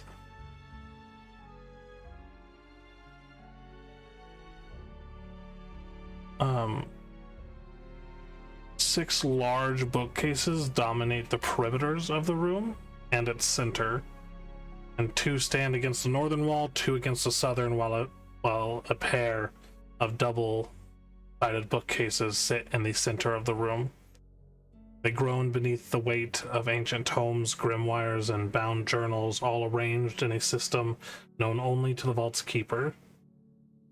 Some volumes bear heavy iron clasps engraved with twisted runes, others have pages as thin as vellum that rustles at the slightest disturbance, and all are kept out of easy reach, their malevolence safely contained within layers of magical constraints. In the very center of the vault stands a large glass display case of exceptional craftsmanship, its edges reinforced with delicate silver filigree etched into binding runes. Within this central case, a single large leather-bound tome with a cover worked in shifting oily hues dominates the interior. Sigils dance slightly across its surface as though it's breathing. On the north and south walls, flanked by the tall bookcases, stand two darkened marble pedestals, cursed ceiling stands, each carved with a protective glyph that and crowned with a shallow basin. The stone of these pedestals gleams in the soft light, and faint wisps of purplish energy spiral from the runes etched deep into their surfaces. These are the silent sentinels that help anchor the vault's wards, preventing the curses of the objects within from seeping beyond the guarded walls.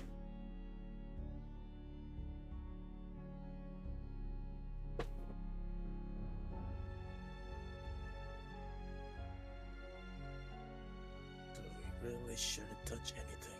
Got it.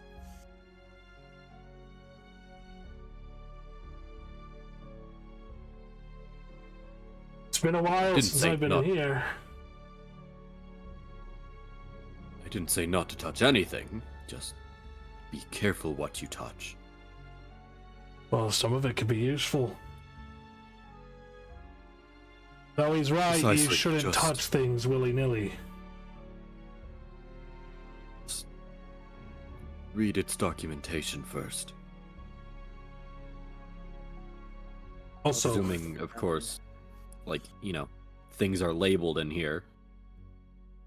there are some labels. Some things are left unlabeled on purpose.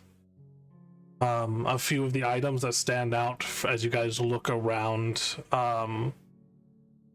in one of the display cases, you see something labeled as the Whisper Quill, a long, sleek feather sealed under a bell jar in one of the corner displays. Its once white plume, now blackened by forbidden ink.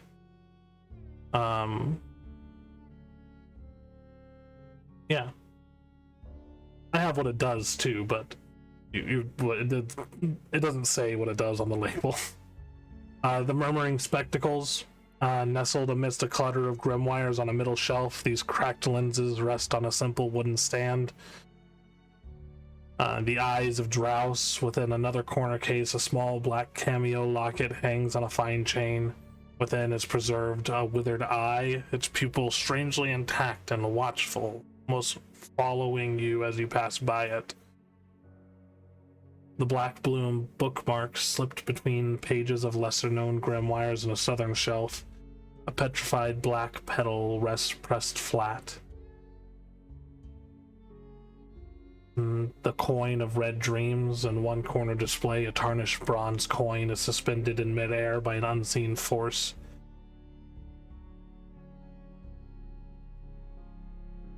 And there's more. How in depth are you guys wanting to look?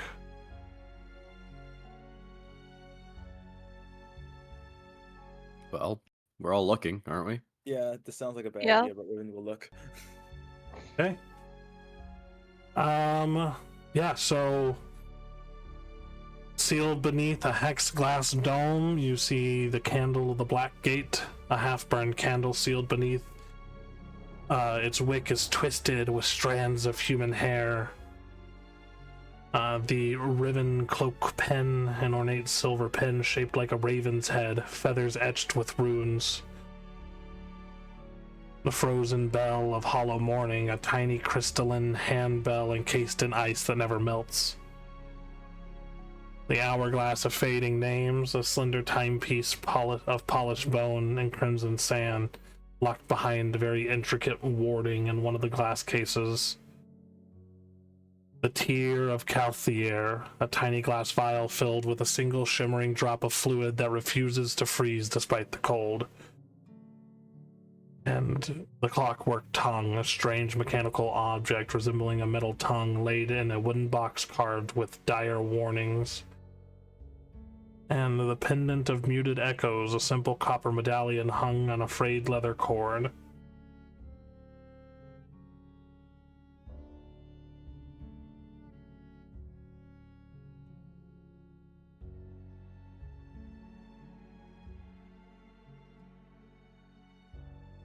I suppose people have a key.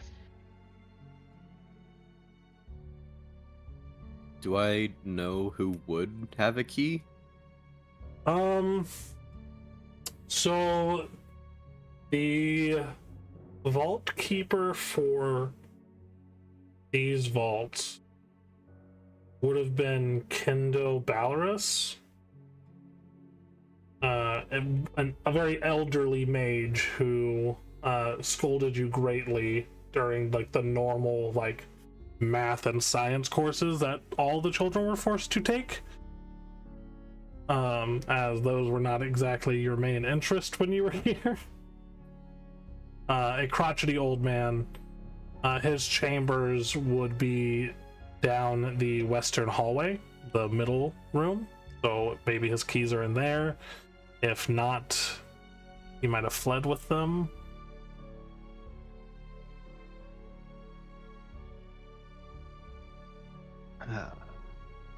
Well, guess we could always make our own. And I'm gonna pull out some gloves and hand them to Mavra. From myself, not from a case or anything. Oh, okay. I was gonna say there's some gloves. Oh no. In case we do have to pick any locks. Roderick told me these are thieves' gloves. Something helps you pick locks. I don't know.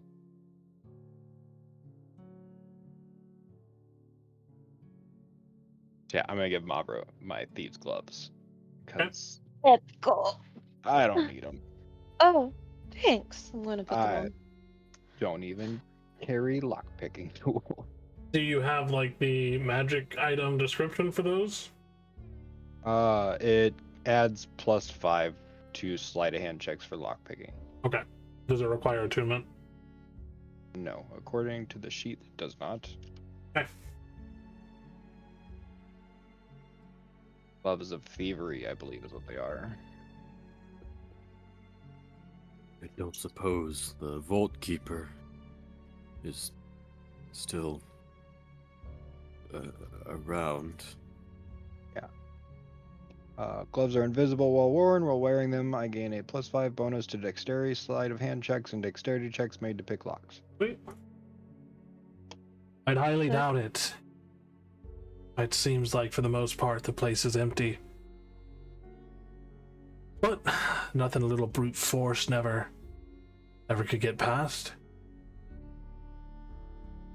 But we might want to disable these wards beforehand.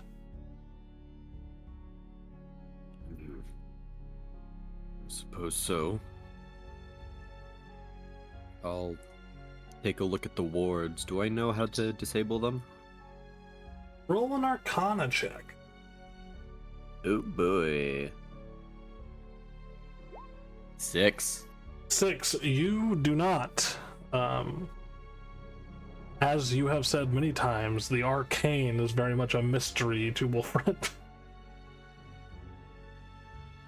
Never quite my strong suit, this. Lucian kind of We looks have a magic man. at it and kind of cocks his head to the side. You said you have a magic man. I'm gonna point at Victor and Riven. Oh, I mean, they both do magic, and I work with the Victor. etheric, not magic. it's close. Well, the problem presented in front of us is etheric, I believe. just want to be careful. Damn it, you're clever. Do you want to take a look at this? Get out of my way. What am I doing, DM? Rolling an Arcana check. Oof, not my strongest point. I'm gonna come over here by Lucian, and I'm gonna check this ward out too. Yep, roll an Arcana check. Victor, looking at this is a very high level runic design, and you recognize aspects of it as much older design than what is currently being taught at the academy. It's a weird melding of divine and arcane magics, utilizing powers from both to draw in aether that seemingly is meant to bind or suppress the designated target. Do I understand how to turn it off? Looking over it, it would take a high level dispel magic,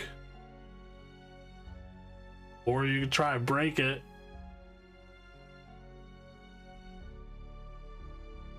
Oi, Riven. Any chance you know dispel magic right now?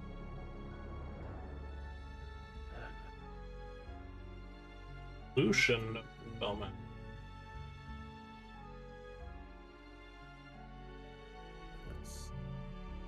That's a good question. Lucian walks up to the one that you're looking He at, does not. Uzmir. And Uzmir, you're very much the same as Victor. You recognize aspects of it, which is weird because you don't know much about magic, but you get flashes similar to the ones you get when you're seeing memories of the Harbinger, of runic designs like this, but on a much larger scale.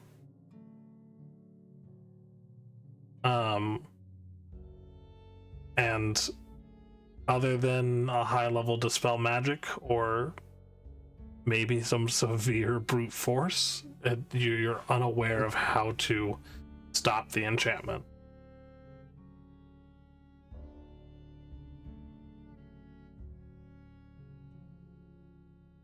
But Lucian, standing next to you, is going to kind of put his hand back to where the straps for a greatsword seem to be, and as he grasps his hand closed, this almost like it's a blade of deep red with these deep purple runes that go up the spine of the blade that just begins to apparate in his hands as he pulls it forth and then turns it down towards the altar and will cast Dispel Magic at 7th level.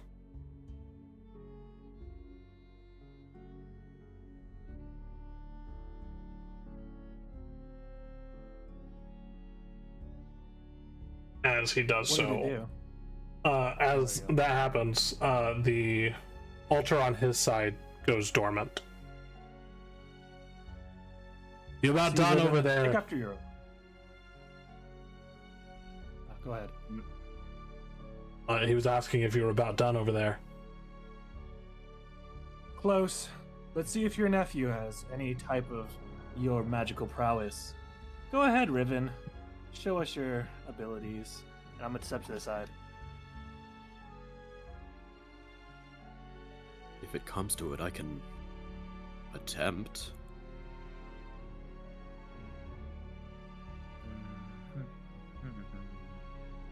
Does Ruven know Dispel Magic? He does not. He's just pretending he does. Gotcha. It's gonna be great. Yeah, he's just gonna be like, Svednosa las, which is a completely made up word. I am. And what happens? Absolutely nothing. Nothing seems to happen. Oh, Wow. I tried. That was rather disappointing. My turn then? I guess Go so. ahead. Might as well just make it a round robin. Well, except when it gets to me, I'm gonna do something rather drastic, which might not be fun. Yeah, I'm gonna get in line. I will check the verbiage on Dispel Magic first off. Mm-hmm.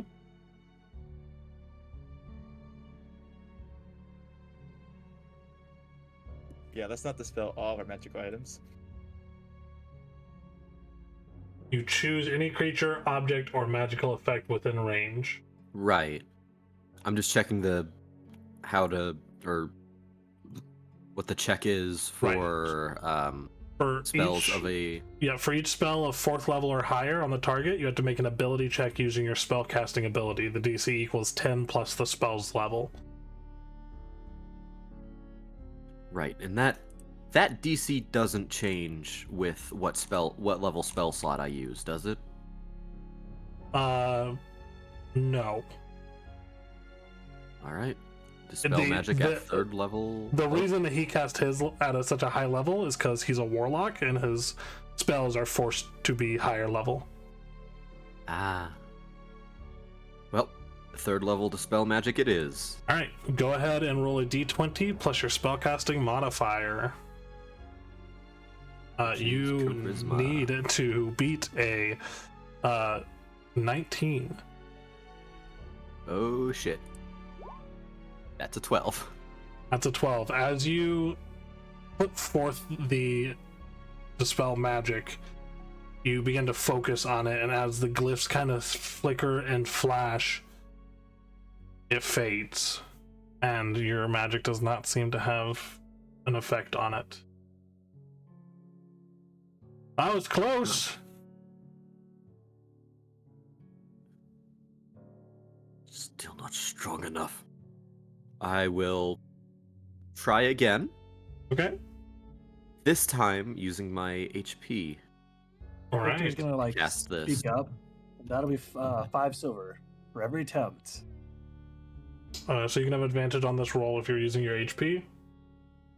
Right. Let me just double check how much HP I actually need to use.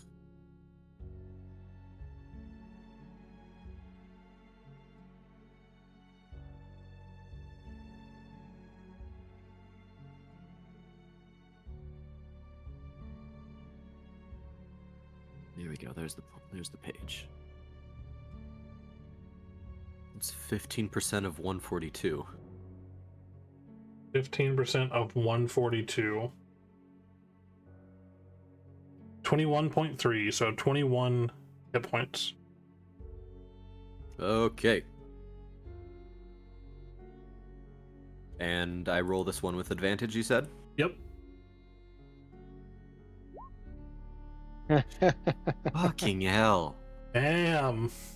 As you kind of force your inner aether into it, the increased power of the spell washes over the pedestal and still has no effect. This is our worst enemy. This pedestal would be the end of Morgana. If you need, I can No. do it. Oh, all right. I've got this. Once again, same thing. Just uses all his hit points. Just dies Are you there. hitting it with your Void Reaper with me? No. It would have been funny though. All right, Wolverine. Charisma check at advantage. At advantage. Let's see what that attack roll would have been. 15. You are rolling very bad today, Wolfriend. Again, it doesn't have any effect, and you can feel the effect of drawing on your own aether as you become more exhausted and weaker with every casting of the spell. Wolfriend, save your strength. Let me do it, and we can move on from here.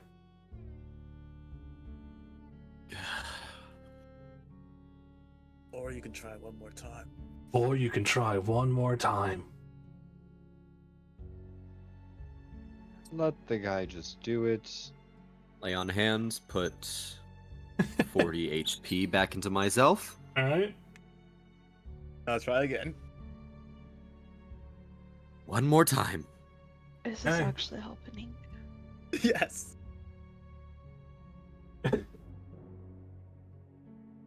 I don't know. I think Damn it's rather it, break. Why? Odds. Are we done being children, Wolfriend? I know you want to show how powerful you are, but this is not the time to do it.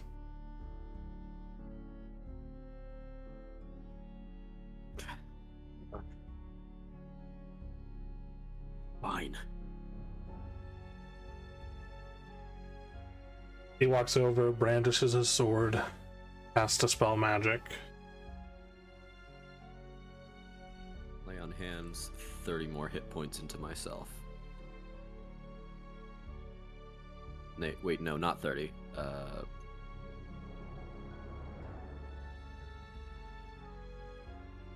Just 20. 2.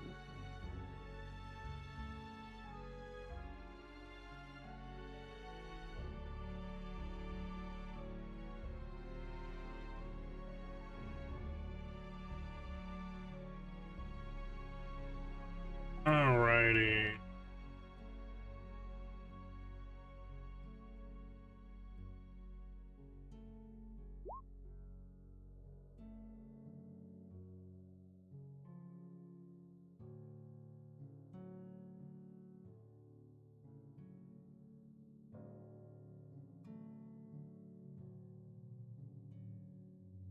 Six.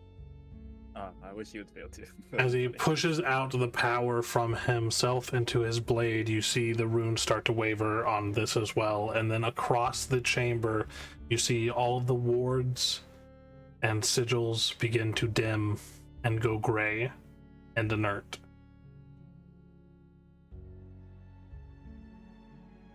Right, easy pickings then. Just be careful what you touch, please. Many of the items in here are very dangerous still, even if this is a lesser vault.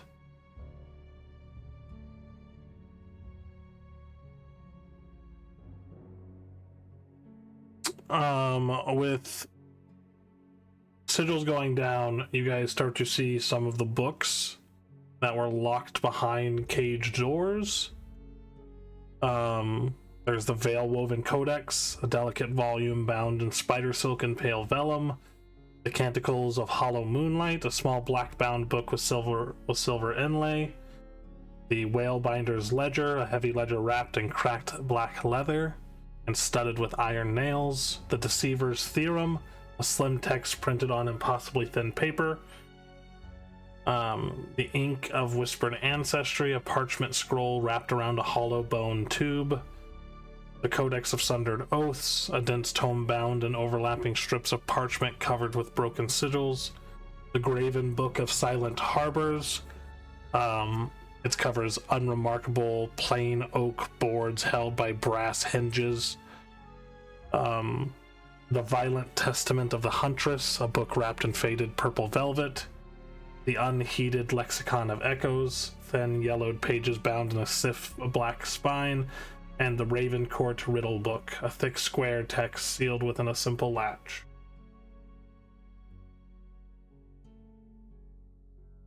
Nothing else is labeled in here.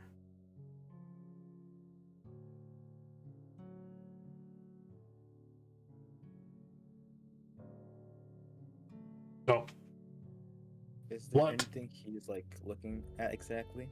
Or like anything that catches his eye? who, Lucian?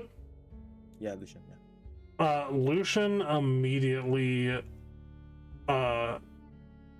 walks over and grabs the Canticles of Hollow Moonlight and the Veil Woven Codex. And then he also pulls off the Codex of Sundered Oaths and begins shoving them into a bag.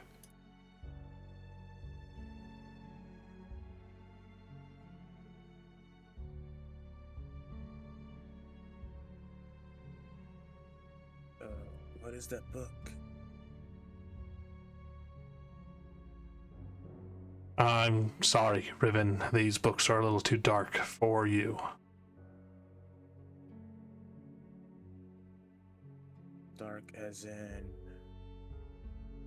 As in, they're gonna lead you to a bad headspace, and that's the last thing you need.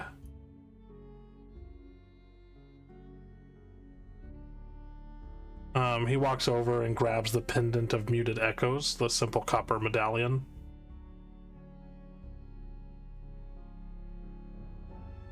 And he is also reaching for the candle of the Black Gate.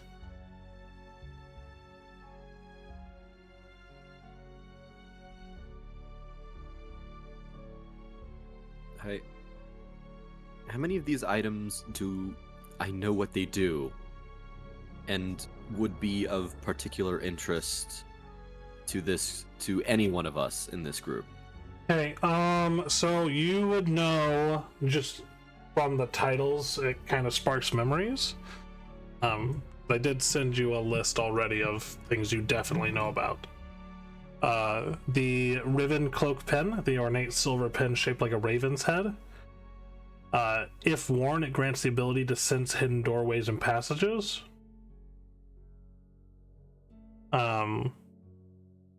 But it is still cursed. Like, each time it's used, it takes a toll on the user. You know, the Frozen Bell of Hollow Morning. If rung, it gives off no audible chime, yet listeners can hear distant screams. Those who linger close to it when it's rung have to make a saving throw or become stunned and frozen in place. And then you would know the Tear of Calthier, the tiny glass vial filled with a single shimmering drop of fluid. If drunk, it grants brief insight into future events. And the Pendant of Muted Echoes, the simple copper medallion that he has already grabbed, allows the user to communicate over long distances. And obviously has some poor effects for the user upon using it. For the books, the Codex of Sundered Oaths you're aware about. That's a dense tome bound in overlapping strips of parchment covered with broken sigils. So its content is a list of ancient treaties, alliances, and vows, each since have been broken. And reading from the book can sow mistrust in promises made or received, and the reader becomes convinced that everyone around them intends on betrayal. And then the Violent Testament of the Huntress is the book wrapped in faded purple velvet. It details the exploits of a legendary ranger who hunted creatures from beyond the veil. And upon reading it, grants great boons to the reader in the form of increased accuracy and ability when it comes to hunting and the like, but does leave one rendered with nightmares involving stalking eyes and flickering shapes in the forest, and these are waking nightmares. Who needs sleep anyway? I will say those are the items in here that you know about after looking at the labels. I'll relay all of that, I guess. Okay. And So Well? they each have their downside. Of course, else they wouldn't be here in this vault. But anything of particular interest? Well, I always have nightmares anyway, so... But... I'm not much of a hunter.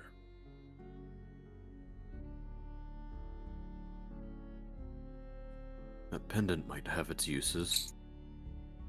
Doesn't exactly sound like much here can help us. No. Well, it could help us, but it could also hinder us.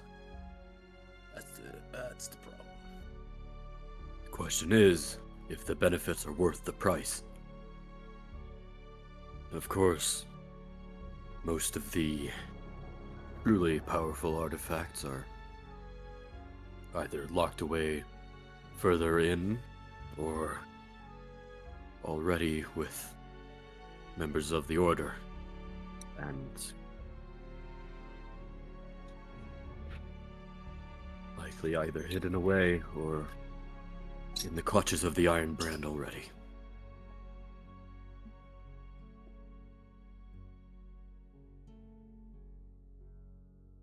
Well, I'm going to move further in.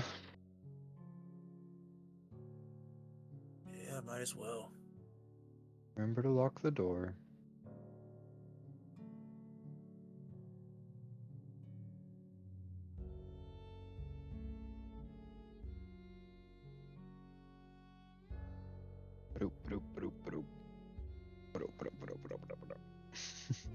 Lucian, are you done in here?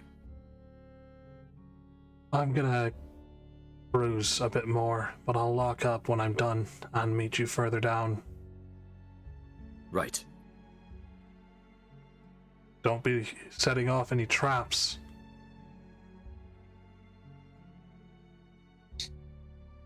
Better catch up then. Oh, well, yeah. Why are you laughing, Uzmir? You said that as I was rounding the corner. We just hear everything shake. Alrighty. So, rounding the corner. Mavra, are you coming?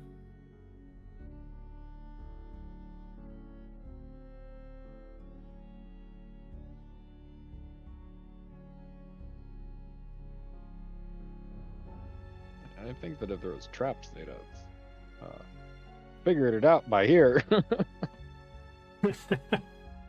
Yeah, you do see another pile of bodies, as well as a still secured and closed vault door. Wolfriend, this is the grade 4 vault. So on this floor, these are considered the most cursed items.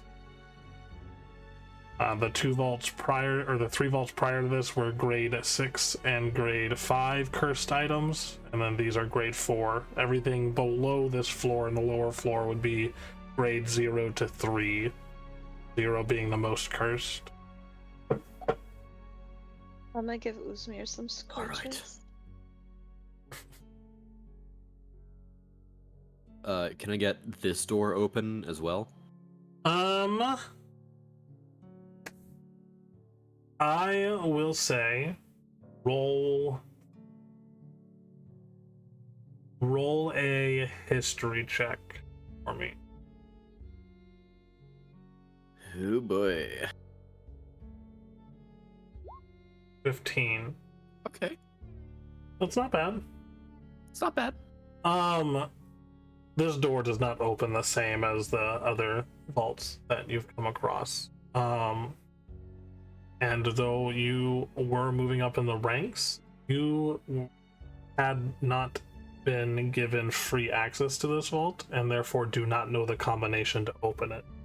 You guys can try a sleight of hand of some sort to break in if you would like. It seems that whatever Well- trap was here was possibly already triggered.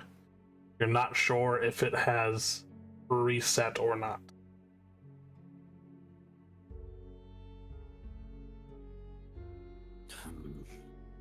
Can we tell what type of trap it was? There's burned scorch marks on the floor and burned dead bodies. It's always fire. Fire seems to be effective in many cases. Well, We could try, I guess, but I really rather not get cooked alive. I can give it a shot. Alright, Uzmir. You can. I'm gonna Oh, block I guess. the. I'm gonna block them to make sure nobody gets burned. Except for Mavra, unfortunately, because she's the one that has to pick the lock. yeah, I'm going around the corner. I'm gonna at Okay. least try to if it does go off, I'm gonna at least try to protect her the best I can. Okay, so Can I while... try to detect the mechanism? Alright, roll an investigation check. Can I, while this is happening, can I offer what I know about the mechanism, if anything, Sure. to try and assist in this? She can roll an investigation check with advantage to try to identify the mechanism. Your aid. Excellent. 17. 17. Looking through, the mechanism seems to be runes that have been branded into the iron of the door itself. These runes are probably imbued with some sort of fire magic from what you've noticed. Looking at it, it seems like they probably go off upon the wrong combination put into the door.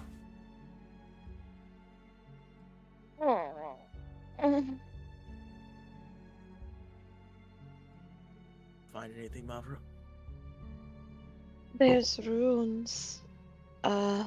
Best guess that if I mess this up, you're going to be burying my ashes.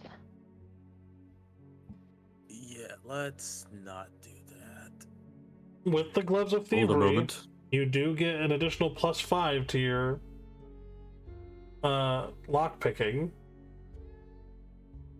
I mean, Mm-hmm. at Mavra that rolls a point, one. Do I? it's a pretty good chance that you're gonna succeed. Shit. You don't have Death Ward. You didn't prepare Death Ward? I did not prepare Death Ward. I thought Do I did. have I did not. diamonds? Should I try Oh. it?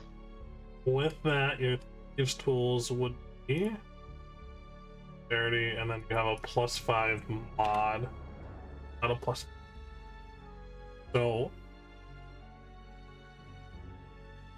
well, did you already pull the gloves of gun to your? No, I didn't. Okay. You have a +15 to your thieves' tools.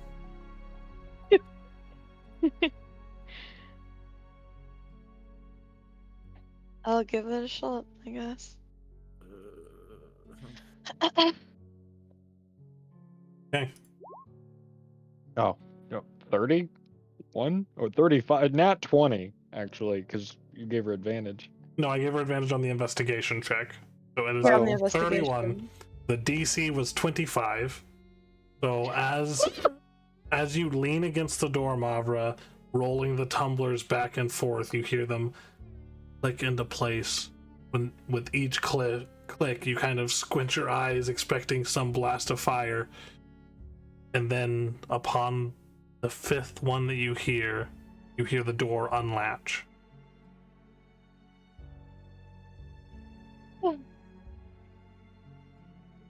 And then it erupts in fire. And then it erupts Excellent. in Well done. fire. Thanks for the gloves, Susan. Here. I think they help me grip 100 the tools better. All right. As you open the door, looking into this room, the second curse vault shares the same general dimensions as the first, roughly 50 feet by 30 feet, yet its atmosphere feels heavier. The curses within struggle more actively against their bindings, and the walls, floor, and ceiling bear subtle etchings of protective runes, their lines shimmering with faint, intermittent pulses of dull red light. The air in here carries a very metallic tang, as if the wards themselves are burning against the stone with effort to contain the energy housed in here. Unlike the tome-focused chamber, this vault contains fewer books and far more display cases, each one meticulously crafted and sealed with multiple locks and layers of enchanted glass. The quiet within feels unnatural, as if all the sound is muffled by invisible hands. Dominating the north wall is the vault's entrance, the very stout, reinforced door. On either side of this door stands, you see 4 large circular display cases, 2 to the east and 2 to the west. Each case like a giant glass bubble anchored to a stone plinth. Inside these circular displays rest items of unsettling design, their surfaces occasionally reflecting distorted images in the curved glass. On the south wall, opposite the entrance, is dedicated to a series of display cases arranged in a careful pattern. 4 long rectangular cases are mounted side by side along the lower portion of the wall, each containing elongated objects of subtle menace. Above and between them, a large square case and a single long rectangular case stand out, positioned prominently at the center. Their contents seem slightly more vibrant, their curses more palpable, and faint motes of shadow swirl within their protective wards. East and west walls, along only one tall bookcase each, stands guard. They are filled sparingly with text-bound and dark leather and iron clasps. These books are fewer in number than in the previous vault, yet no less dangerous. Each tome's presence is felt rather than seen. A prickling discomfort at the edge of your minds. Between the bookcases in the corner of the room, smaller display stands hold scattered trinkets, each with its own gentle yet persistent curse.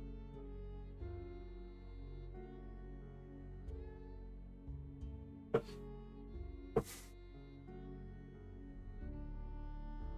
you guys doing? Oh boy.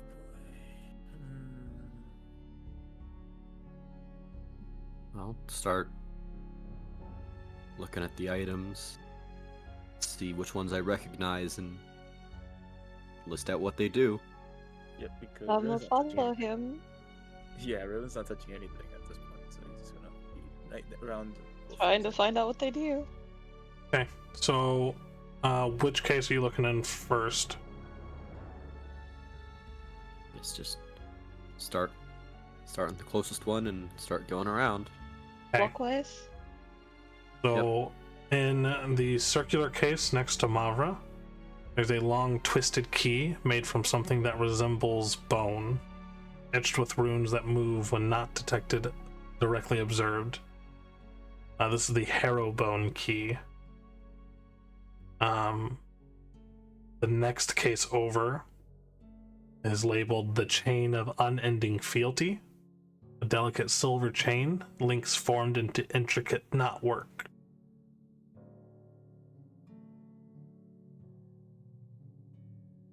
And then, let's see, going to the bookcase. on the east wall. The main thing that stands out would be the teeth of Gorgoline, a small locked metal box containing a scattered set of humanoid teeth. Inscribed on each tooth are runes. And then that box is set on top of a book bearing the same name. Also on this bookcase, is something labeled the Parchment of Shifting Truths. This rolled parchment sealed with a black ribbon.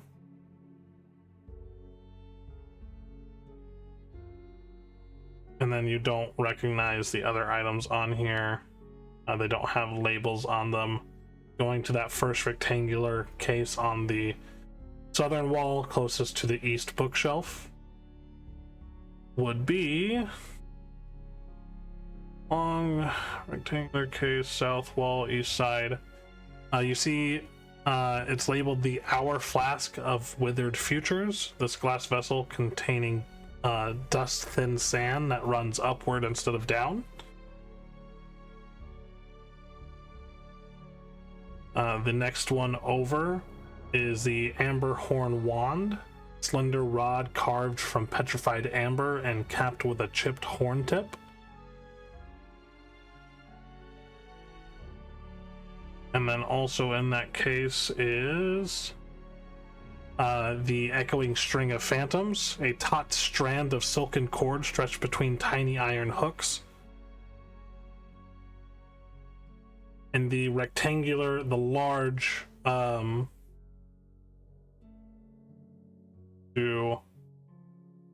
large square case in the center of the south wall has a couple items in it. One is the Clock of Stolen Moments, the small clock with no numbers on its face, just cryptic runes. And then also the Tongue of the Slumbering Prophet, a scroll wrapped in a sinewy material, seemingly flayed skin, looks like.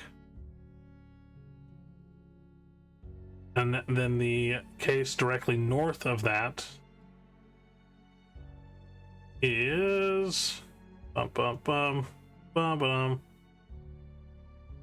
the Blackroot figurine, a small wooden carving of a humanoid figure, twisted and gnarled like tree roots,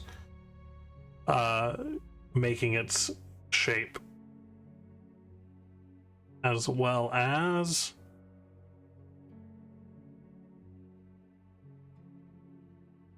nope, that is all that's in that one. Then the next rectangular case has the Thorn Chalice of Old Regrets, a stone cup encircled by a band of sharp ebon thorns, as well as the Frosthorn Needle, a slender metallic needle half the length of a finger, suspended in mid-air by intricate wards. At its tip, a single drop of frozen liquid gleams like a blue pearl. And then in the next one over, you have the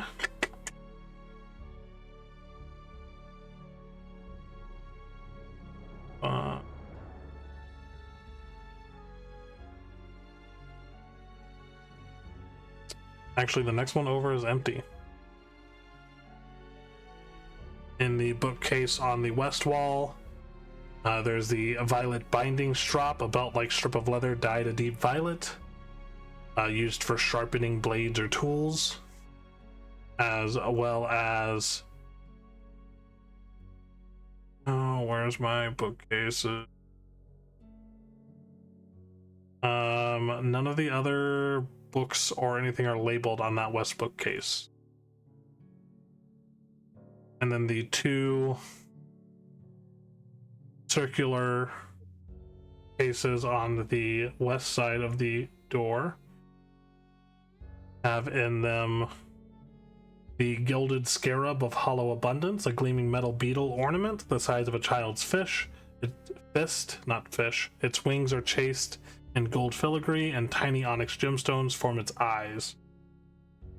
And then the next one over has The Bottled Knight's Whimper, a sealed glass flask containing what appears to be darkness-made liquid.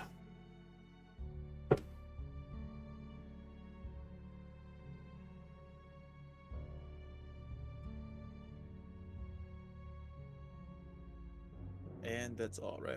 That is all. There's a few more books on the shelves, but they're not labeled.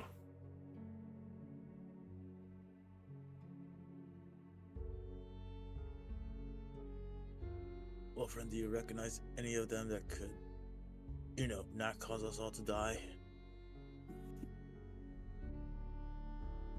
Well, every cursed artifact has its risks. As for these ones in particular,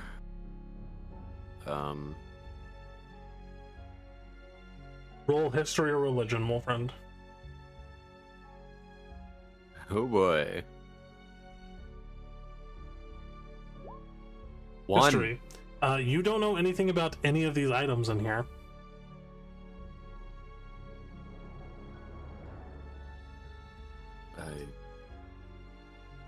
I'm not at all sure. Then maybe we shouldn't meddle too much into this.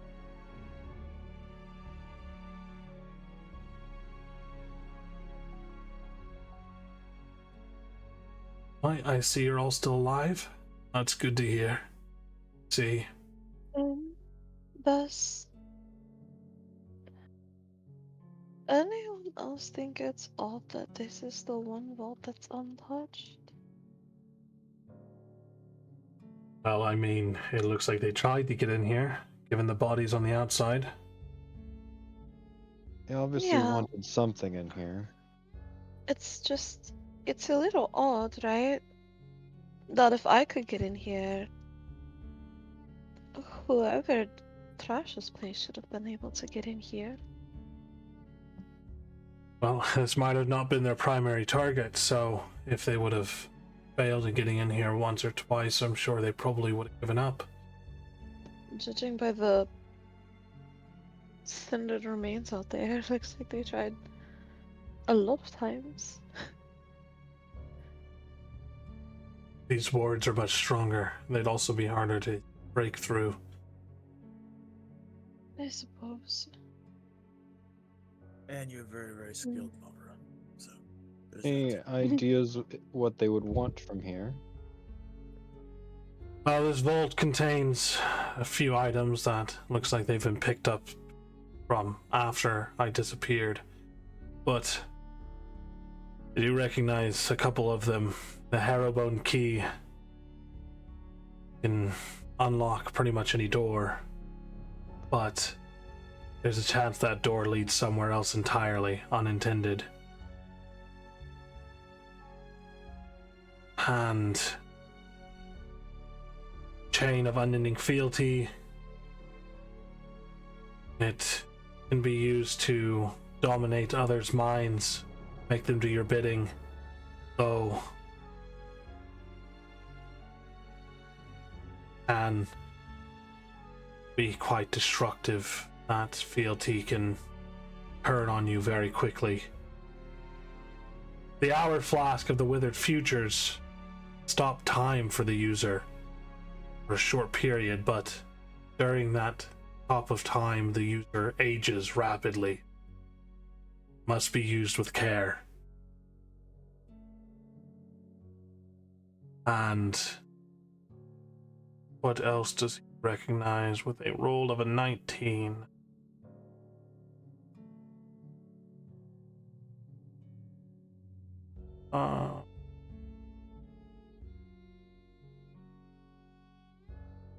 Yeah, there. And of course, the Amberhorn Wand.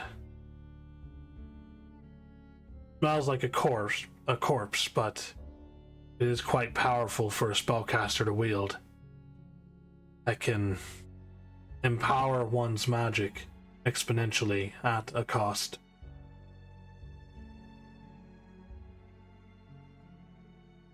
Which is? Yeah, witches can use it. Most people who use magic can.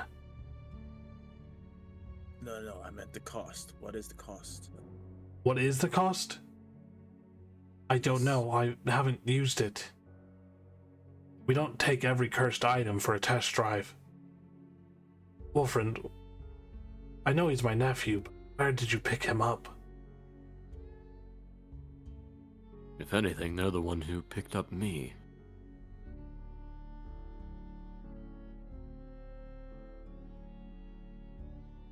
Well, I was hoping my very smart uncle would have some answers about that, but I guess not. I never claimed to be of great intelligence, just of great skill. I was a weird, humble brag, I apologize. Riven just stares at him. But the Amberhorn Wand could be useful if you're willing to take the risk. That would involve us taking these barriers down, though they are much stronger than those previous chambers. And if you're not afraid of the aging effect, the Hour Flask of Withered Futures could be very useful too, especially for someone less affected by aging. Kind of glances over at Mavra.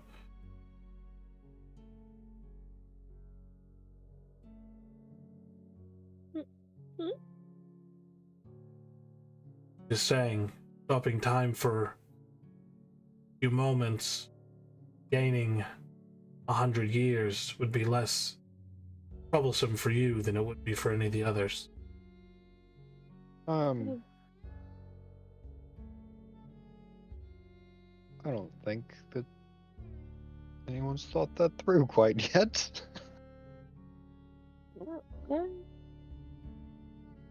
What do you mean? I don't age. You don't age. You look, well, close to human. It's simply just a guy. Usmir, you should show him, I think. Alright. I'm gonna turn into a slime. I'm gonna pick his cute little ass up and hold him in my hands. We'll wiggle around a little bit.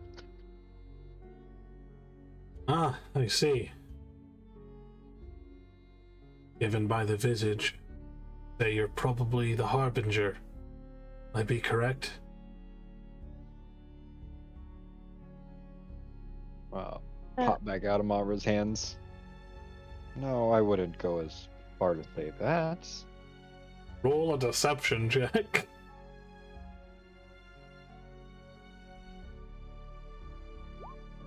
Definitely my best skill. Definitely your best skill. Nope. Lucian, insight.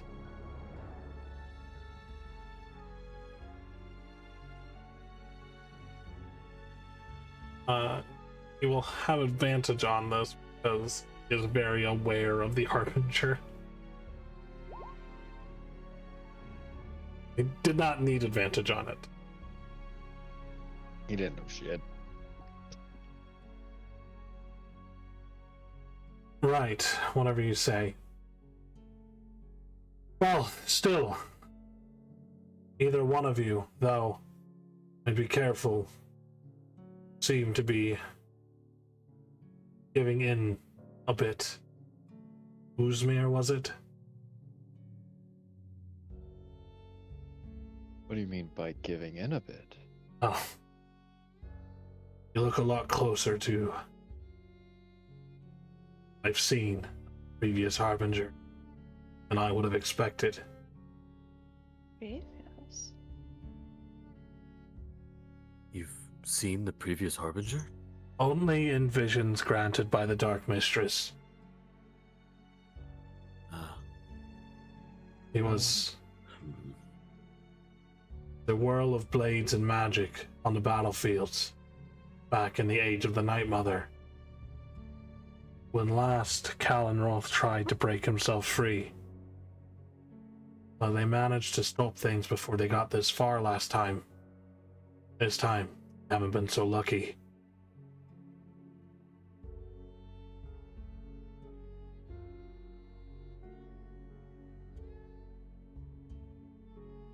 Well, I wish there was something here that could help us. We don't exactly have our best luck with curses.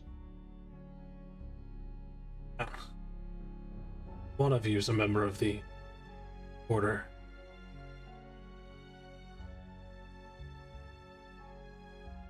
What do you bear, Wolfriend, by the way? What items? I bear the Aegis, that which I'm wearing now.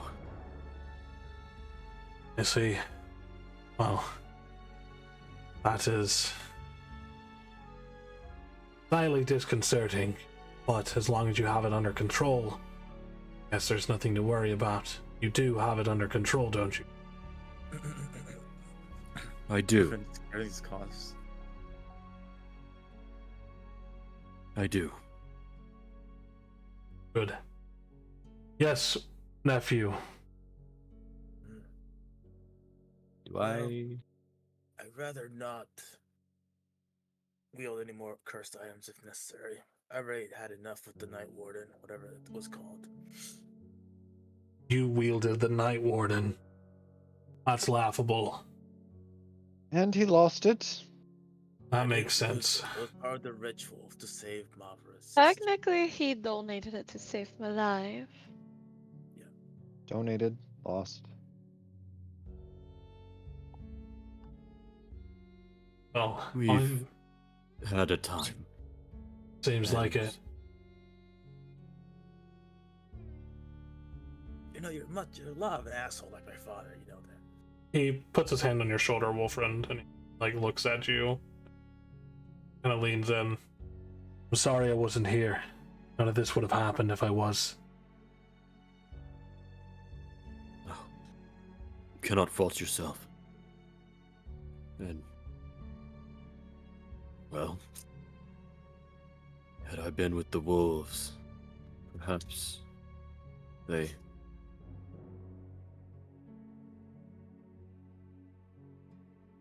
No. There's Make no, it right. there's no use boiling on it. We all made mistakes. We have to learn from them. I intend to fix mine. Well, let's just hope that Lower Undercroft has fared better than the upper. If can't imagine the trouble that we will have if those things got out into the wrong end.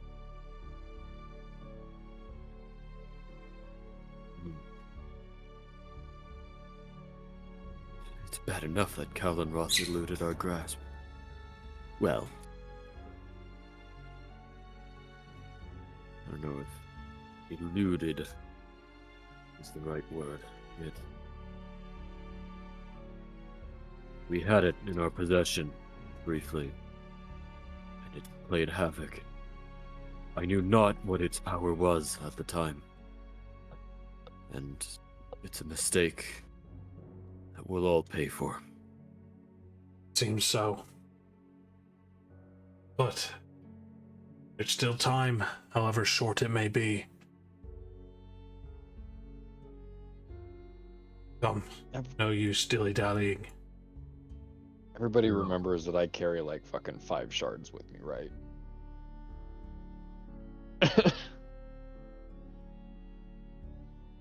Maybe it may have slipped their minds. It's like 5 or 6. I can't remember. Yeah. I mean, the rest is still wreaking havoc, but, you know. At least those 5 are safe. Probably. For now. I mean, they're in a lead box in an extra dimensional space.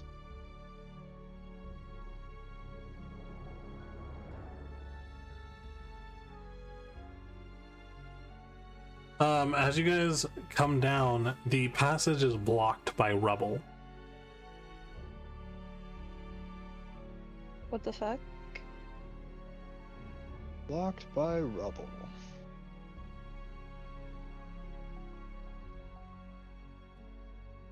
The natural cave in, or did someone try to? It looks like somebody purposely did this. Oh no.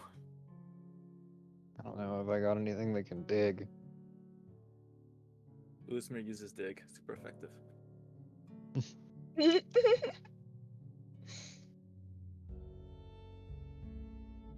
You guys can like try to dig out the rubble. It might take a little bit of time, but it is possible.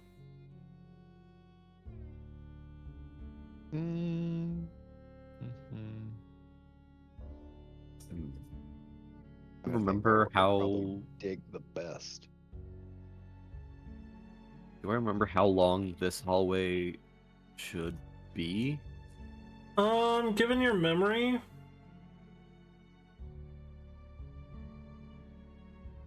around 50 to 60 feet before entering into the primary chamber.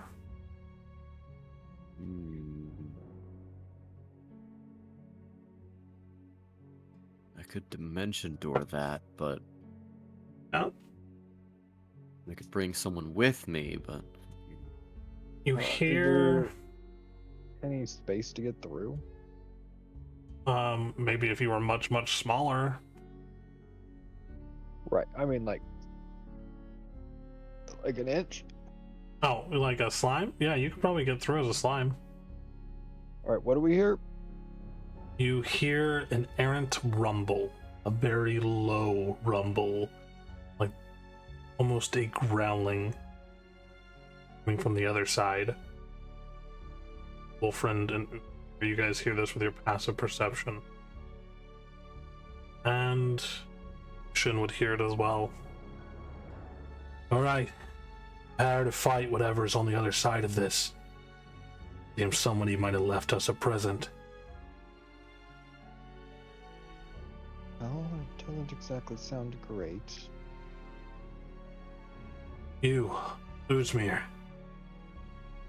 As a slime, you might be able to get through there and help pull stones off from the other side. Trying to think of the best way to dispose of this real quick. Roughly how much stone are we talking? Right now, you see about 15 feet worth of cave-in. There could be more further back.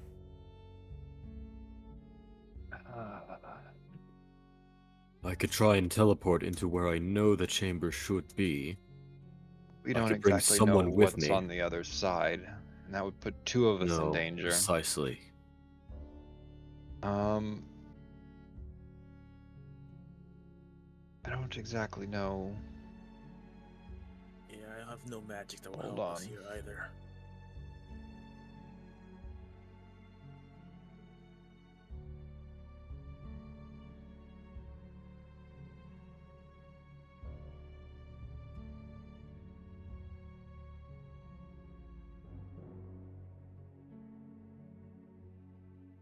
Right. How wide is this corridor? I'm gonna take some measurements here. Roughly what, 10 feet wide? How tall is this bitch? From floor to ceiling, it is about 15 feet tall. Right, we said about 40 feet long. 50 feet. That's a lot.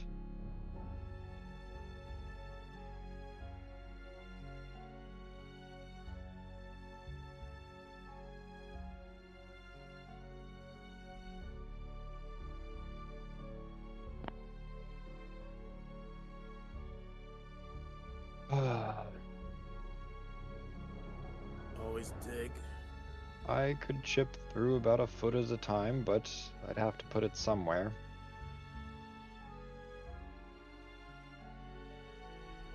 I can also dimension door 2 of us in there, along with Wolfriend. Well, I can slip through. That'd get all but one of us through.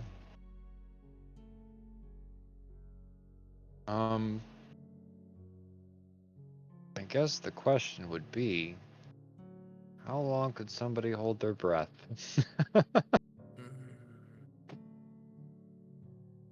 Well, Riven Follow could me, try.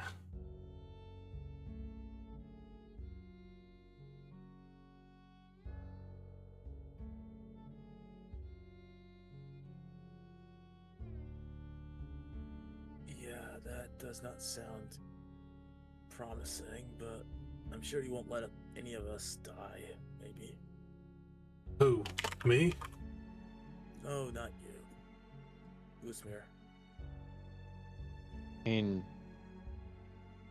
you can't hold your breath.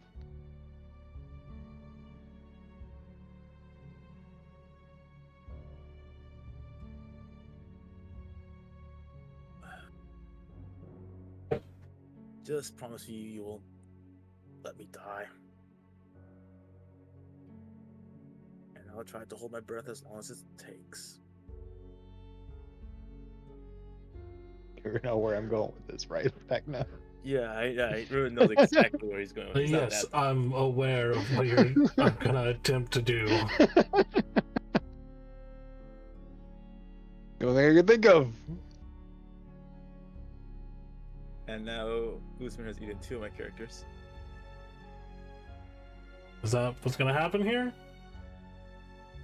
I mean, that's the only way. And Ruin's the smallest. How do we got a? Oh, I think Victor's the smallest.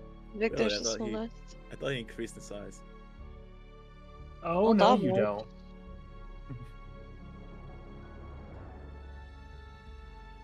I mean, it's Don't between bring me me and up on this.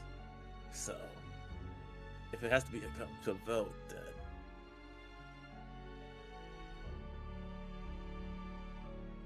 No. How many times can you dimension door, Wolfriend?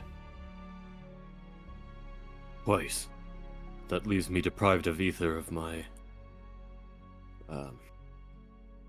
For some other magics I would find great use in. Would be unfortunate at least.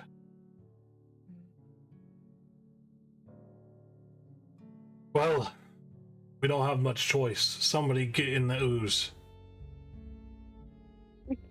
I was not ready. Usmir, just eat me up. Since Victor is being too much of a baby. I will say we are going to have to do this quickly, or you will most likely suffocate. Just hurry up. Like, Yeah, how big is your extra dimensional space currently? I could hold 500 pounds at 64 cubic feet. Roughly, a person is 36 cubic feet. The only thing I currently have in there is 3 diamonds and some armor. Yeah, I'm just trying to calculate how much air.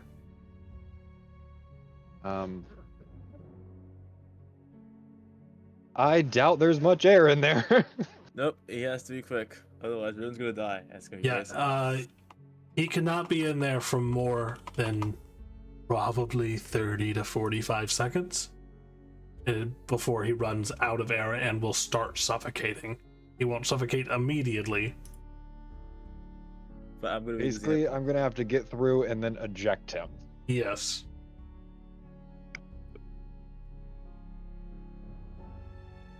All right. If we're ready, I can take you across. Who's going with me?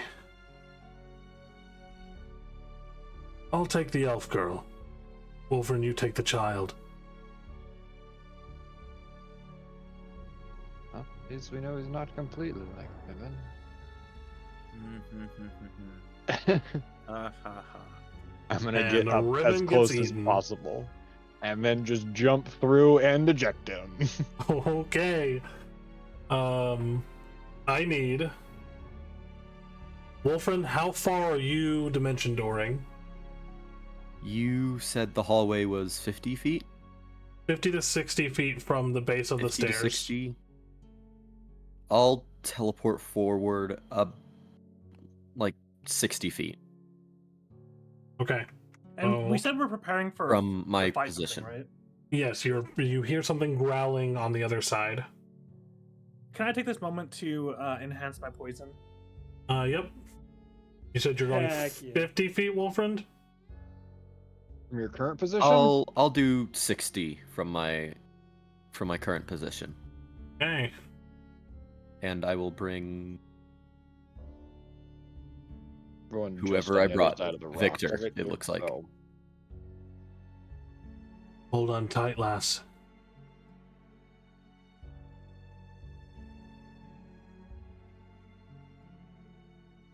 As you all appear, the eject Riven are met by a large chamber area. We're doing that again.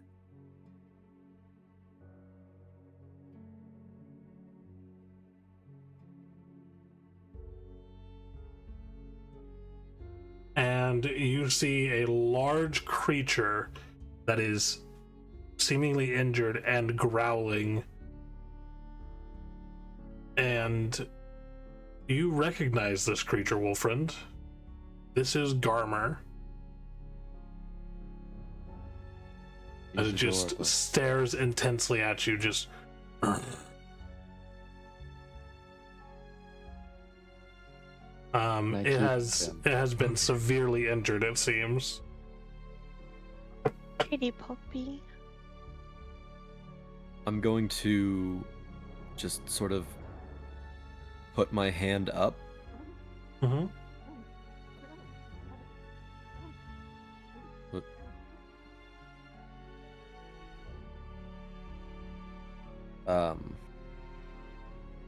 Just sort of try and approach slowly.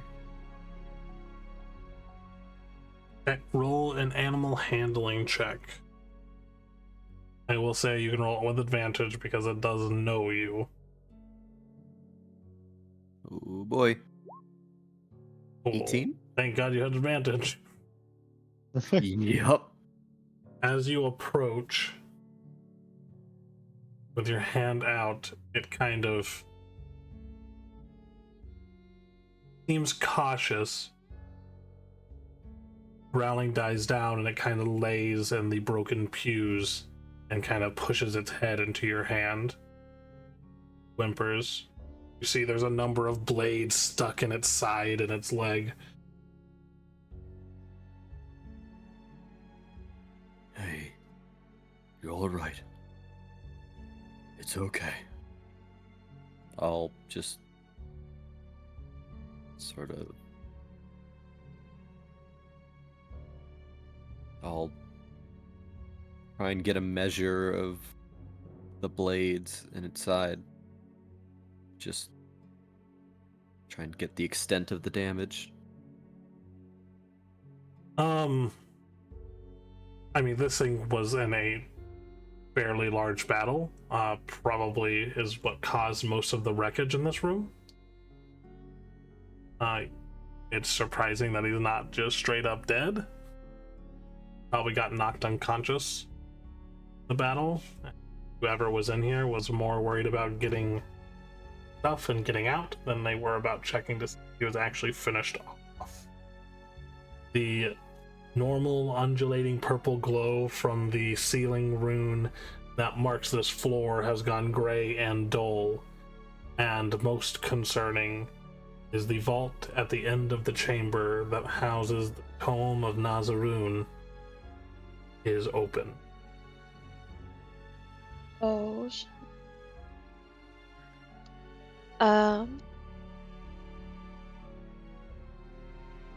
That's scary.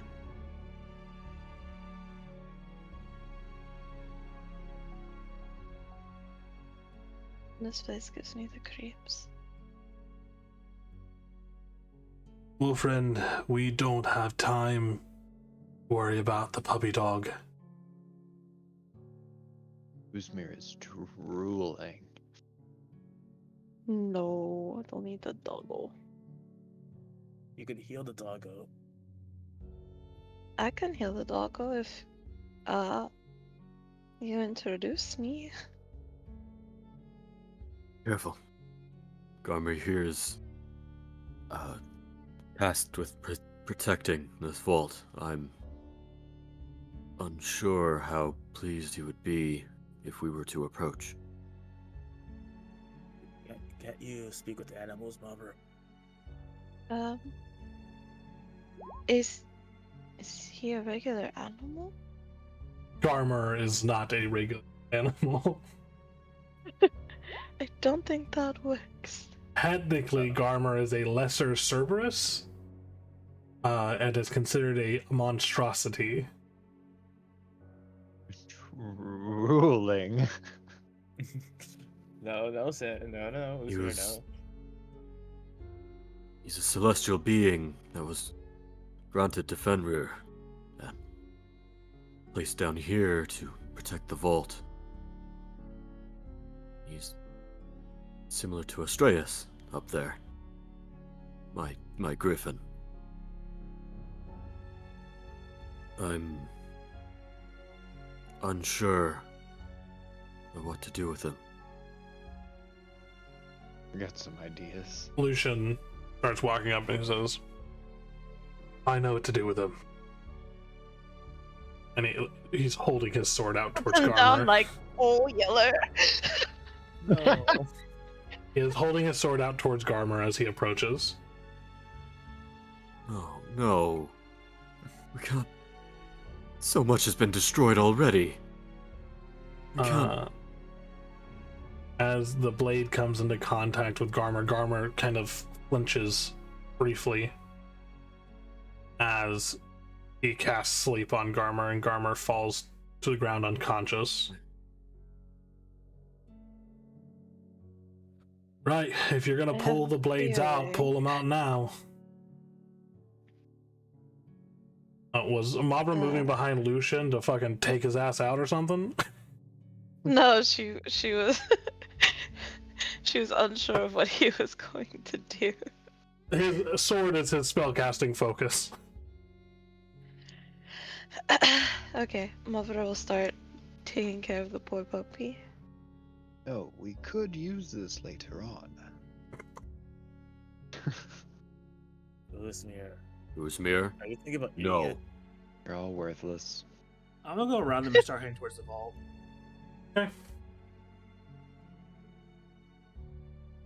When I'm done taking care of the puppy, can I use my Bane Hunter to detect undead? Yeah. There are no undead in the area. Any fiends? There is not a fiend in the area either, technically speaking. What do you mean technically? You As get a we little, get down here, go ahead. you get a little fiendish vibe off of Lucian, but not like a huge blip. Huh. So Mavra Riven's casts side eye at Lucian as her Bane Hunter bow hums ever so slightly. Hold on, what all does the Bane Hunter bow detect? Fiends and undead. Ah. As me and Victor get down here, I just kind of like let out a little sigh. I'm like, they never think about the bigger picture. I have poison that would kill it instantly if you want. We can call it unfortunate overdosage of medication. Please don't. Oh, Wolford, what did you get?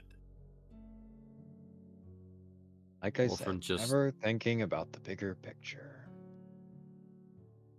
Oh, vault Entering is empty. into the vault, see 4 large stone statues, a central pedestal with 2 dead bodies surrounding it, along with underneath the pedestal, a broken ceiling circle that has been completely shattered, and doesn't seem to be any item in here. Well, hopefully the other vaults aren't like this one. Uh, Unless this is the only one. Wolfram, you know that there are 3 vaults on this level. One of which houses the Tome of Nazarun, and which is now empty and you are standing in. One of which houses Morrigan's Heart, and the other one contains 5 of the greater cursed items in the Ebon Fang's possession. Well, Go ahead and turn into Fire Puppy. there's 2 Fire more Kitty. vaults on this level. One we need not bother with, and the other might have some items that interest us. Right. As soon as I hear the need not bother with, I like stop.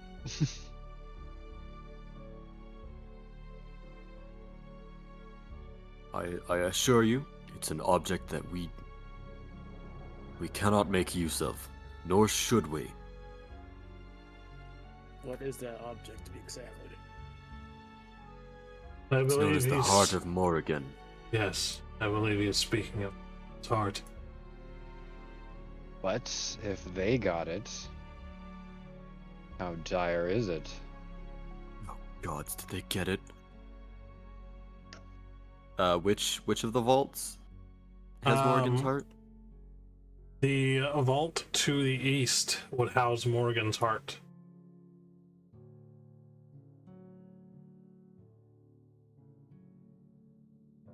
Alright, I'm gonna rush over towards it.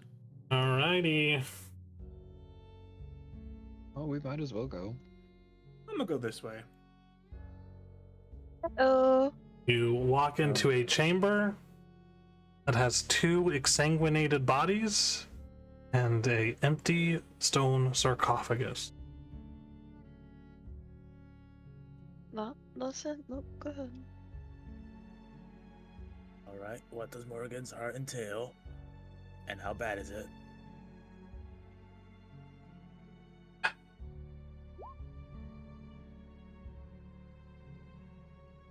Not good, Wolfriend. Not good at all. That's concerning. Say one more time. How bad is it? Lucian, you told the story to me originally, as well as Yes. all of the other young recruits. You tell it best. I'll allow you. Very well.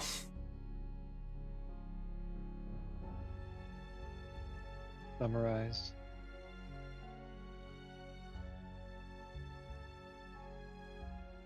I have to find my entry on Morrigan's heart. Just a second. Who's just like, clip notes, please.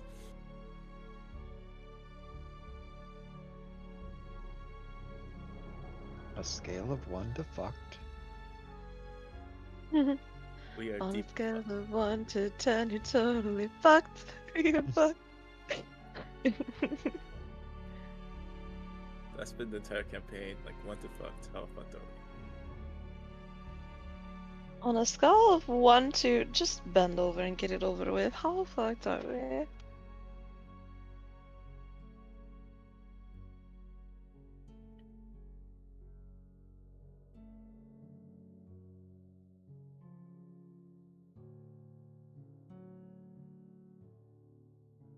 So, Morrigan's heart was the heart of a vampire lord known as Morrigan. It's a grim relic of a bygone era, encased within this stone sarcophagus, or at least it was. Obviously, that no longer the case. The heart within was petrified and mummified by arcane rites. Once beat in the chest of the notorious vampire lord. He was born a high elf of noble lineage in the age of the Night Mother. Gods, spirits, and monstrous powers walked the world more openly. He quickly rose from obscurity, terrible prominence in life. His beauty was said to rival the moon's silver glow, and his intellect matched the cunning of the most revered arcane scholars of the time. Yet, it was his feral hunger, his sharpened canines, and his thirst for blood that defined him, twisting his elven grace into a predator's elegance. During the age of the Dark Mistress, some 6 centuries past, his domain stretched through the forested vales and over mist-shrouded hills of Nadira, and he established himself in an ancient citadel of black stone where he cultivated a court of enthralled followers. That citadel, black stone, is where we stand now. Under his sway, all the villagers nearby fell silent overnight, entire lineages disappearing in patterns of unsettling symmetry. The folk of this land whispered that Morrigan danced beneath moonlight with wraiths and nightmares made flesh, that he offered nightly supplication to gods older and darker than mortal comprehension. His cruelty was matched only by his terrible patience. Never waged open war, rather he cast a veil of dread over the region, feeding slowly and methodically, turning the cycle of seasons into a calendar of gradual extinction. Scholars of later ages would say that Morrigan's victims existed in a state of permanent twilight, never certain when the next horror would descend from the gloom of their lord's distant castle. But as his power grew, it drew the attention of the newly found Order of the Ebon Fang. Back then, we were much more dedicated to vengeance and divine justice than we are now, willing to do more harm in the name of the Dark Mistress. Many of the Order sacrificed themselves in the clandestine assaults, hoping to pierce the Lord's defenses and free the land of his crimson tyranny. Yet his cunning was as potent as his supernatural strength. He weathered ambushes and purges with ease, retaliating with subtle strikes that left the Order shaken and diminished. But ultimately, we found that we could not truly slay him. Instead, we resorted to desperate measures, using very forbidden rites and relics sanctified by the Night Mother's darker aspects. They managed to tear Morrigan's heart from his still-living body by confining his heart within an enchanted sarcophagus, sealed him in a perpetual state of torpor. Body, though immortal, withered into dust without its lifeblood. But with the sarcophagus open, the moment it was no longer bound to it, his torpor would end. Body would reform. For generations, Morrigan's heart remained in our custody. But now, I can only assume the worst. Oh, we have a vampire about. We got a vampire lord about. And it looks like whoever tried to free him got the raw end of the deal, as he looks at the 2 bodies lying exsanguinated in the chamber. Well,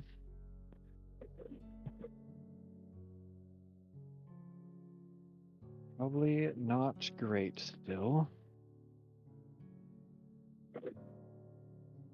Oh.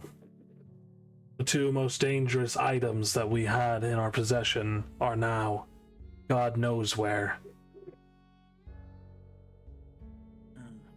Riven's going to. We know where. Yeah, Riven's gonna try and approach one of the sanguinated bodies. Do they look like they have like any like markings or emblems on them, or are they like just random people? They are wearing emblems of the Iron Brand.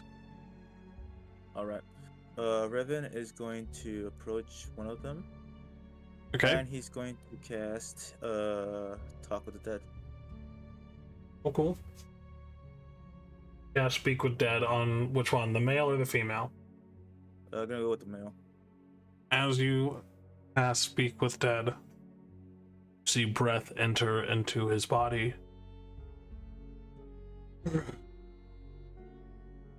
And you can ask your questions.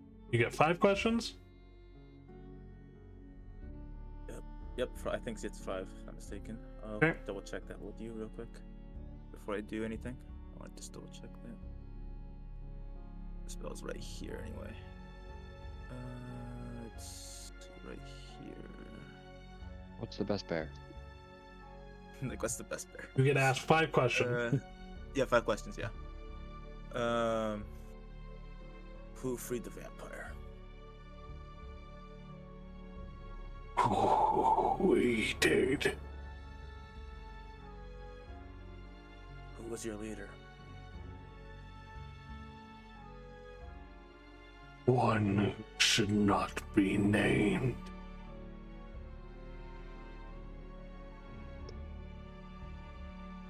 Brennan's just gonna sigh.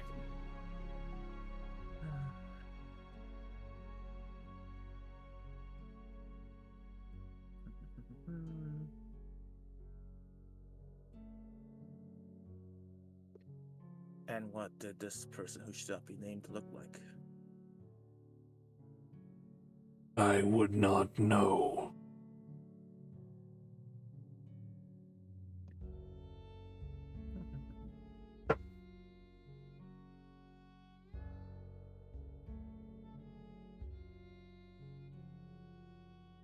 Did the...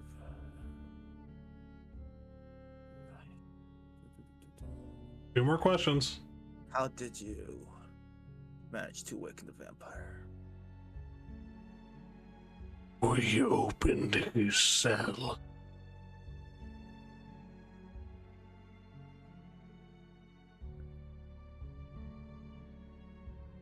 Did you see where the nameless one went? Or was he standing there when you died? He did not accompany us. And the body falls motionless to the ground. So nameless one. That's fun. Got their dead ones covered too. Well, you tried. That just means that the person who's leading them is cunning.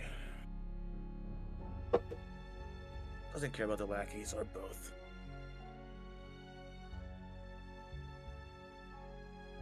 Well, though we may be able to speak to the dead, doesn't mean they're gonna tell us the truth. Dead cover their tracks more than most.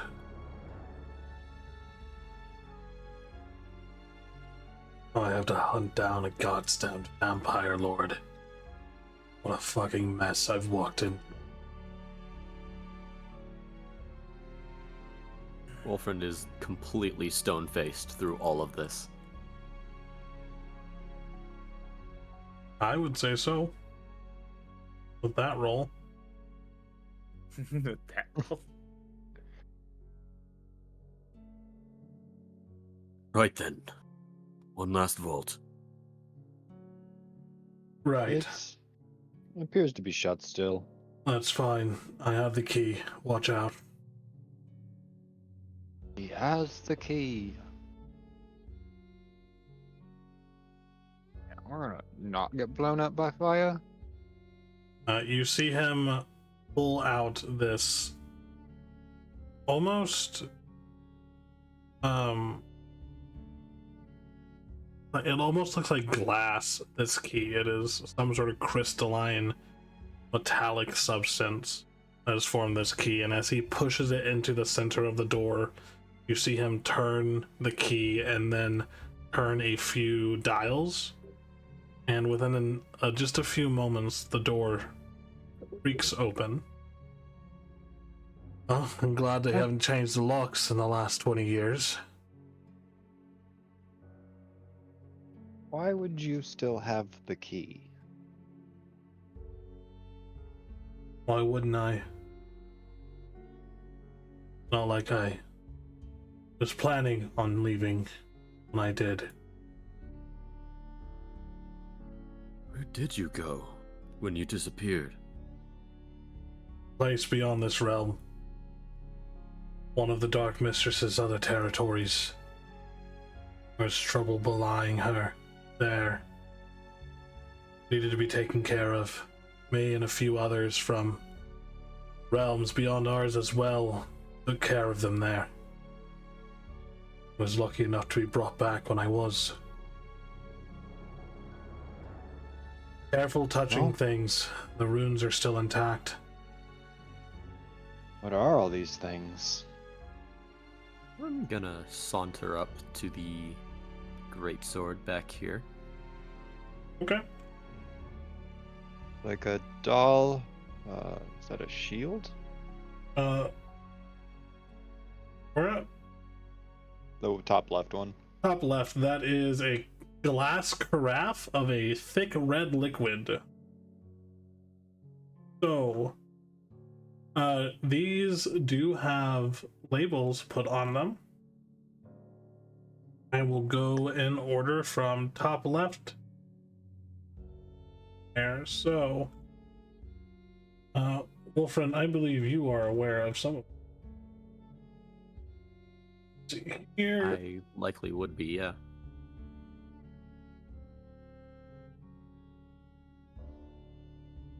Azaroon. Okay, so top left is the Carafe of Eternal Thirst.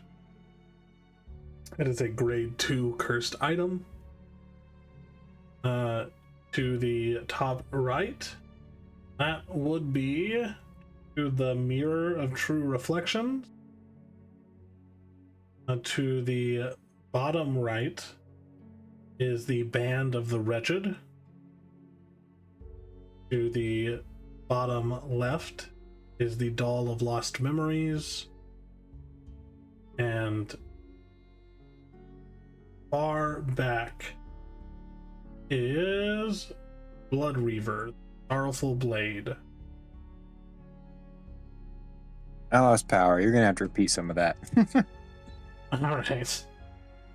So top left is the Carafe of Eternal Thirst. Yep, got that. I got the mirror after Got the the- mirror. After the mirror is the Band of the Wretched. It is a ring. The bottom left is the Doll of Lost Memories, and the very far back item, the sword, is called Blood Reaver, the Sorrowful Blade. Gimme, gimme, gimme, gimme, gimme, gimme, gimme.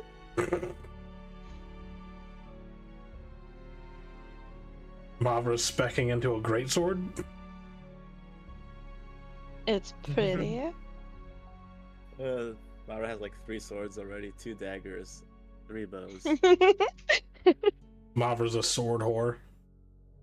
Do I know what Blood Reaver does? Do you know what Blood Reaver does? That is a good question. Roll. One of the bigger ticket items. It's one of the bigger ticket items, so why don't you roll a... you can roll either religion or history with advantage. They are both equally bad. That's a 17.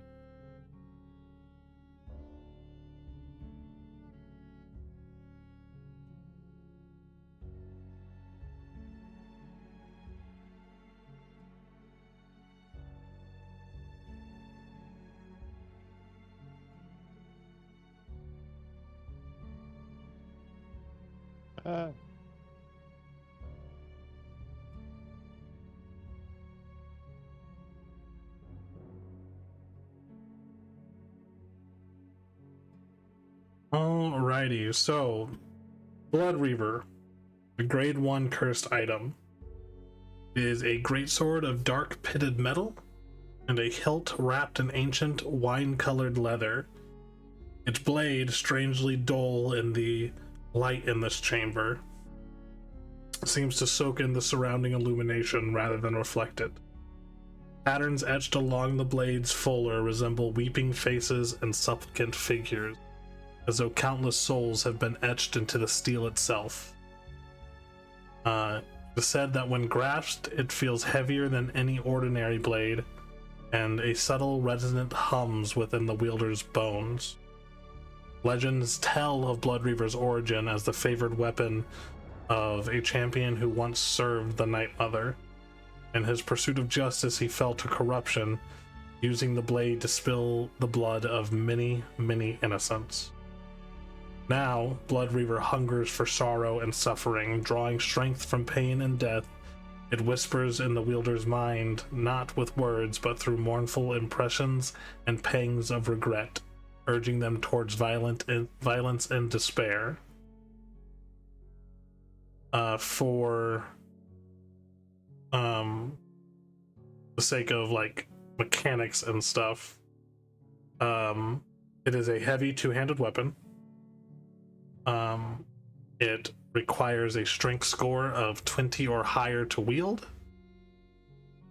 While attuned to this great sword, you gain a +3 bonus to attack and damage rolls made with it.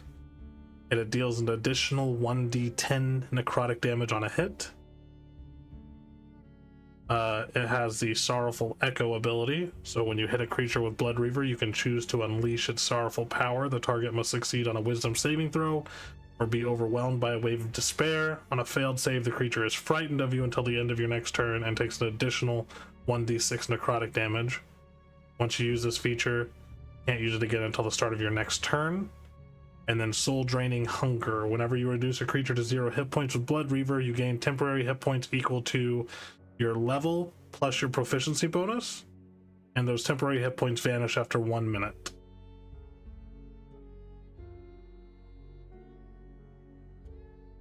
Do we know what the rest of these things do? Looking at Lucian for explanations here.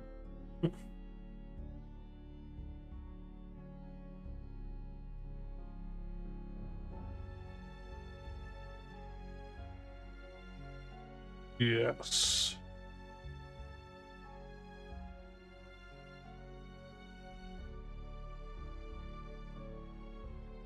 So, the Doll of Lost Memories, this doll can imbue the owner with information that is unknown to them in the form of memories. However, simultaneously, there is a risk that the doll steals the user's memories away from them as well. And with each memory stolen, the doll continues over and over again to begin to pull that person into them, and eventually the person can cease to exist fully. The Carafe of Eternal Thirst is... Yo. Huh? Sorry, I forgot I was muted. You said Carafe of Eternal Thirst, so I said AE.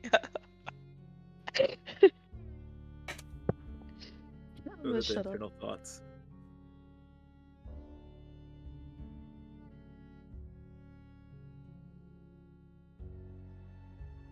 Yep, so the Carafe of Eternal Thirst is a grade 2 cursed item.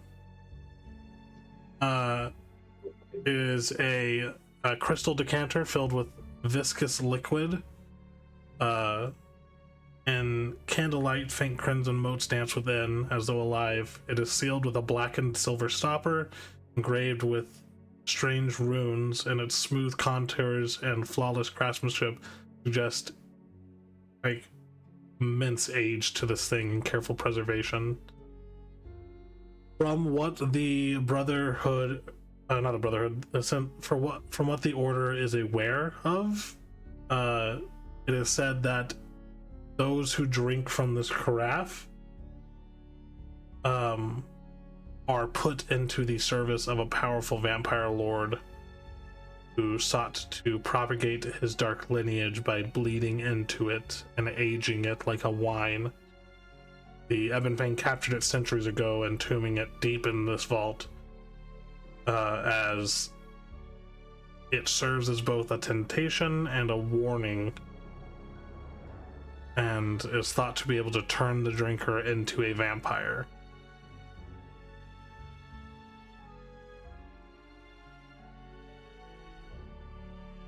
Then have the ring.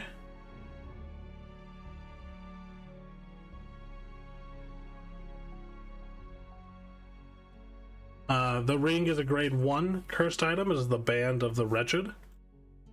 At a glance, the Band of the Wretched appears as a simple silver ring with a purplish quartz-like crystal in it. But when brought under firelight, faint engravings emerge, twisted shapes, contorted faces, and warped runes. The metal feels unnaturally cold to the touch, and those who slip it on report a subtle heaviness in their chest, as though they carry a new and terrible burden. It is said to have been forged in the wake of a great tragedy, when an archmage sought to mend her world through forbidden magics, only to summon wicked entities who bound her power into this ring. It is said this ring can grant a wish, but has passed through many hands in the times before it was locked away in this vault.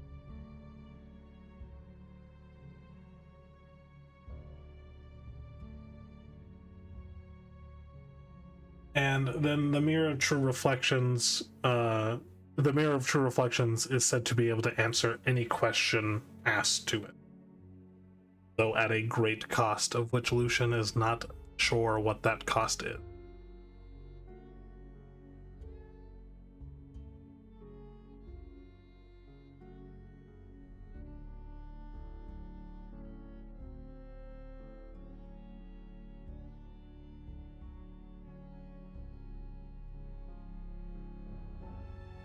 Yeah, the downsides are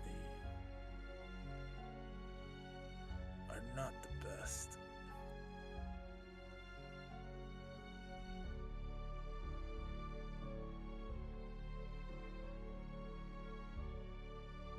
Well, You could always become a vampire.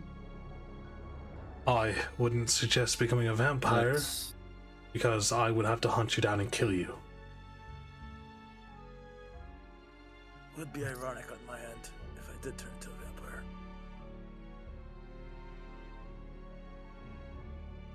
These items are stored down here for good reason. Only the most powerful of the Order would be able to wield these with care. Oh, why'd we open the vault then? Because I am one of the most powerful in the Order, and I intend to wield some of these with great care. I'm gonna reach down to the greatsword that I already forgot the name of. Oh my goodness. This Blood Reaver, the Sorrowful Blade. Blood Reaver. As you reach down towards gonna- it, roll a sleight of hand check. Oh, yeah. By the way, it's still booby trapped. Oh, you're right. Yeah. Too Oh, late. too late. Sorry. Sleight of hand, buddy. Sleight of hand. Too late. The 19. 19. Lucian does not see you reaching down towards it. But you grip the blade. Well, hold on. I don't know if I'm gripping the blade. No, I am. You are? No, I shouldn't. I know better. I know better than to. I know better.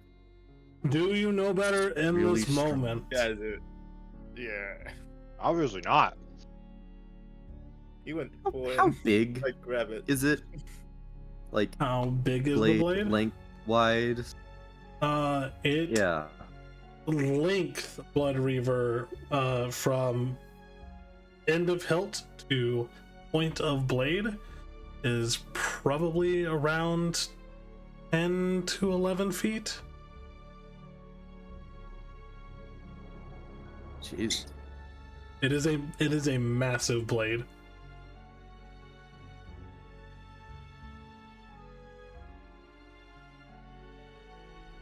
It's just about right. Really wide too. Really, really big sword. So at its peak, it very much looks like what it looks like in there. Like it is wide in some places, but it curves in and is a bit jagged in other places. Like the blade is more slender than the blade you currently wield. In fairness, that's not saying much. No. it. Let's consider what could this for possibly a go wrong? moment.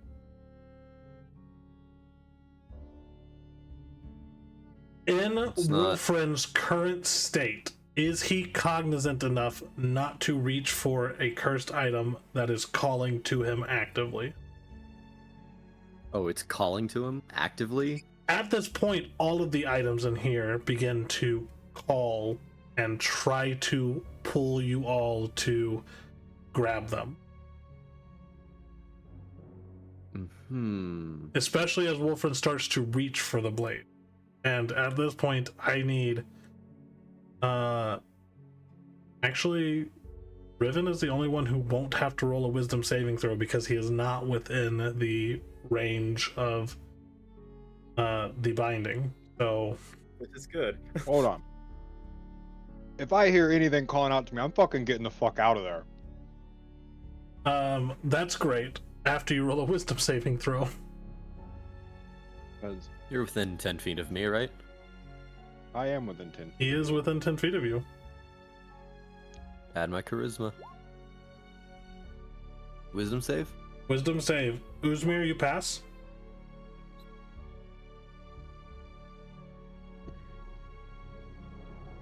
I already have my Mavra, cursed item. Mavra and I Victor, don't need somebody else's. please roll wisdom saves for me. Oh no, here we go again.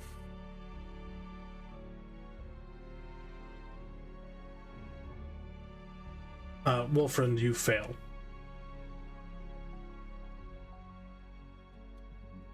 Yeah. It always happens. Nuts. Like every time. I don't think I have literally ever rolled well on a wisdom saving throw. You have. During the When? one shot and the and Falling Got. The one that's not Wolfriend, yeah. Oh. The non-canon one, yeah, of course. No, the one shot in Falling Got where you fought Wrath. Oh, is that where he was? So, like, teleported? Yeah. Once. So once you've rolled good. No, twice, because you also rolled good during False Hydra fight to overcome your rage and not kill your whole party. Oh, I guess that. Fair. I have a plus 10, Yep. by the way. Yeah, it's crazy. Mavra and Victor, I need you guys to roll wisdom saving throws, please. And Are we all about to fight over this sword? The different Hee items. hee ha ha. I don't want to resist. all right, Victor just becomes a vampire. Victor, that mirror is calling to you. It wants you to pick it up, and you want God, to I pick look it up. sexy. Mavra, I need you to roll a d4.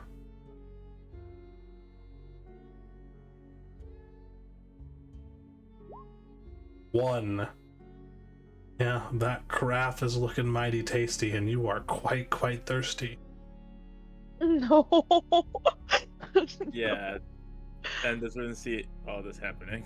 And Wolfren, this blade is calling out to you, making promises of vengeance and guarantees that your enemies will feel sorrow for what they have done to you.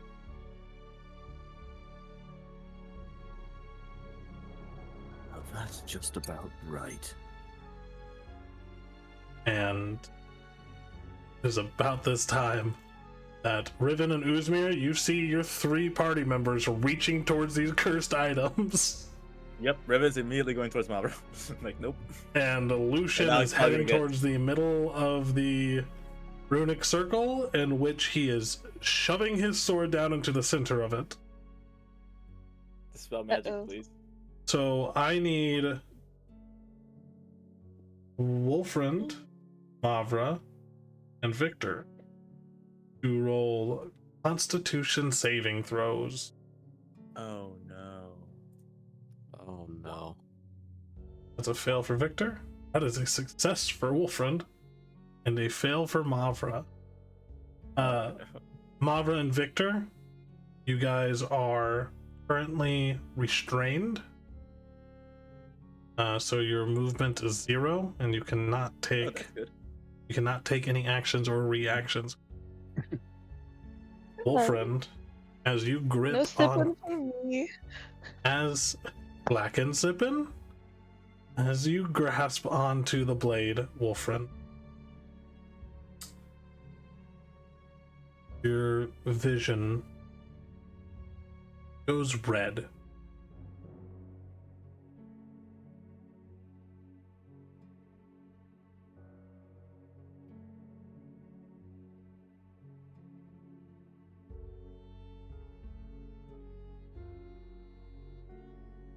Okay. Second, That's not good.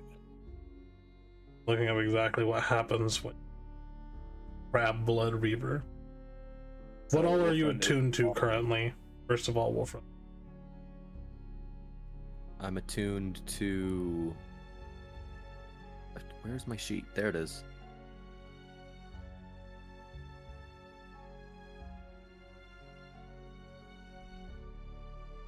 I'm attuned to the Dark Knight's Aegis, Okay. an Amulet of Warding, and my Void Star, which is my current sword. All right, so choose one of those that you are no longer attuned to. Probably Void Star. Okay.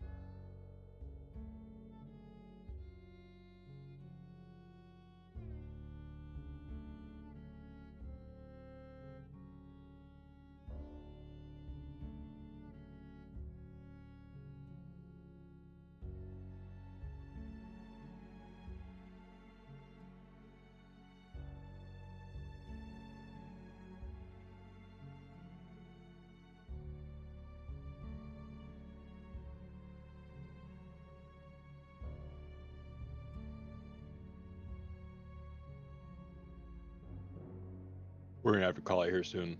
Yep, we'll call it right after this.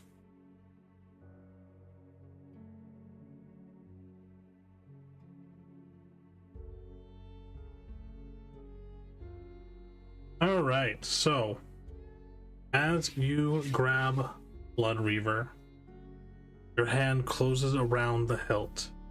The air around you thickens and grows unnaturally cold, and your vision goes red. The weapon is heavier than expected, not just in weight, but in very presence. A subtle vibration runs up your arm as if the steel itself is stirring from a long slumber. Then the world around you dims, colors leaching into muted grays and blacks. Only the dull red hue of distant embers illuminating the recesses of your mind. The members of the Black Wolves, the companions who once fought by your side, trapped. Moonlight filters through twisted branches, and their breaths come out in worried puffs of mist. Suddenly, there he is. Furion. Not the person you remember, Wolf, but a twisted reflection, eyes hollow, blade raised, silent, merciless instant. Friends are cut down. Black wolves fall in slow, agonizing succession. See their faces contorted in confusion and pain, and hear their voices strained and hollow, calling out for help that cannot reach them. All the warmth of their laughter and brotherhood is reduced to desperate, dying gasps. Then, Wolfriend, you see yourself stepping forward into the blackened woodland, as if emerging from a haze of smoke and grief, Blood Reaver in your hand, the blade somehow sharp and terrible, yet strangely fitting in your grip. Weight feels right. You stride towards the Furion, each footfall reverberating with the echo of your own heart. No sound, quiet scrape of steel, and Zephyron's shallow, panicked breath. You impale him clean through cloth, armor, flesh. Vision slows, letting you witness every quiver of this betrayer's body, every drop of crimson seeping across the dull metal of this blade. This moment, something within you flares. Vengeance given form. Both exhilarating, profoundly unsettling. Meet your enemy's eyes. Shock and terror mingling or dimming to lifelessness. As the body slumps, the dreamscape shifts. The grim forest melts into a half-lit hall where the black wolves stand once more, whole and smiling, their arms open and welcome, their voices gentle and relieved as they embrace you, pat your shoulders and whisper thanks. Yet their edges flicker with an uncanny softness, as if seen through a dirty lens.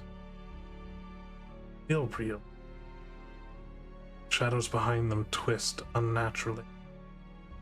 Red light never truly leaves Wolfran's periphery. You can sense something hungry in this vision, a presence delighting in this promise of revenge, and what it will cost you.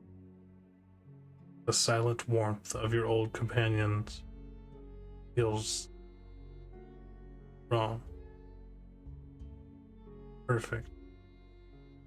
Like a stage set by an unseen hand. Your joy here is hollow. Their eyes are too bright, reflecting back the blade's dark sheen. And as the vision fades, Wolfran, you are clutching Blood Reaver. Room. At this moment, your heart pounding and the taste of iron heavy on your tongue. As the sword rests in your hand, potent and brimming with promise. It has shown you what you desired most, and there's a part of you that knows, with an uneasy certainty, that it expects payment in kind. You are forcibly attuned to the weapon, and your vision remains red. A red tint to everything you see currently. And that is where we'll end for tonight. Oh boy. Oh boy. Let's dig myself into this hole even deeper. Let's go. More cursed Wolfran items. Lion. Well, here's what happens when you just walk in and go, I start reaching towards the cursed item. Alright, well, thanks everybody. We'll see you next time. Love you all. Bye. Uh, Damn, you're another call.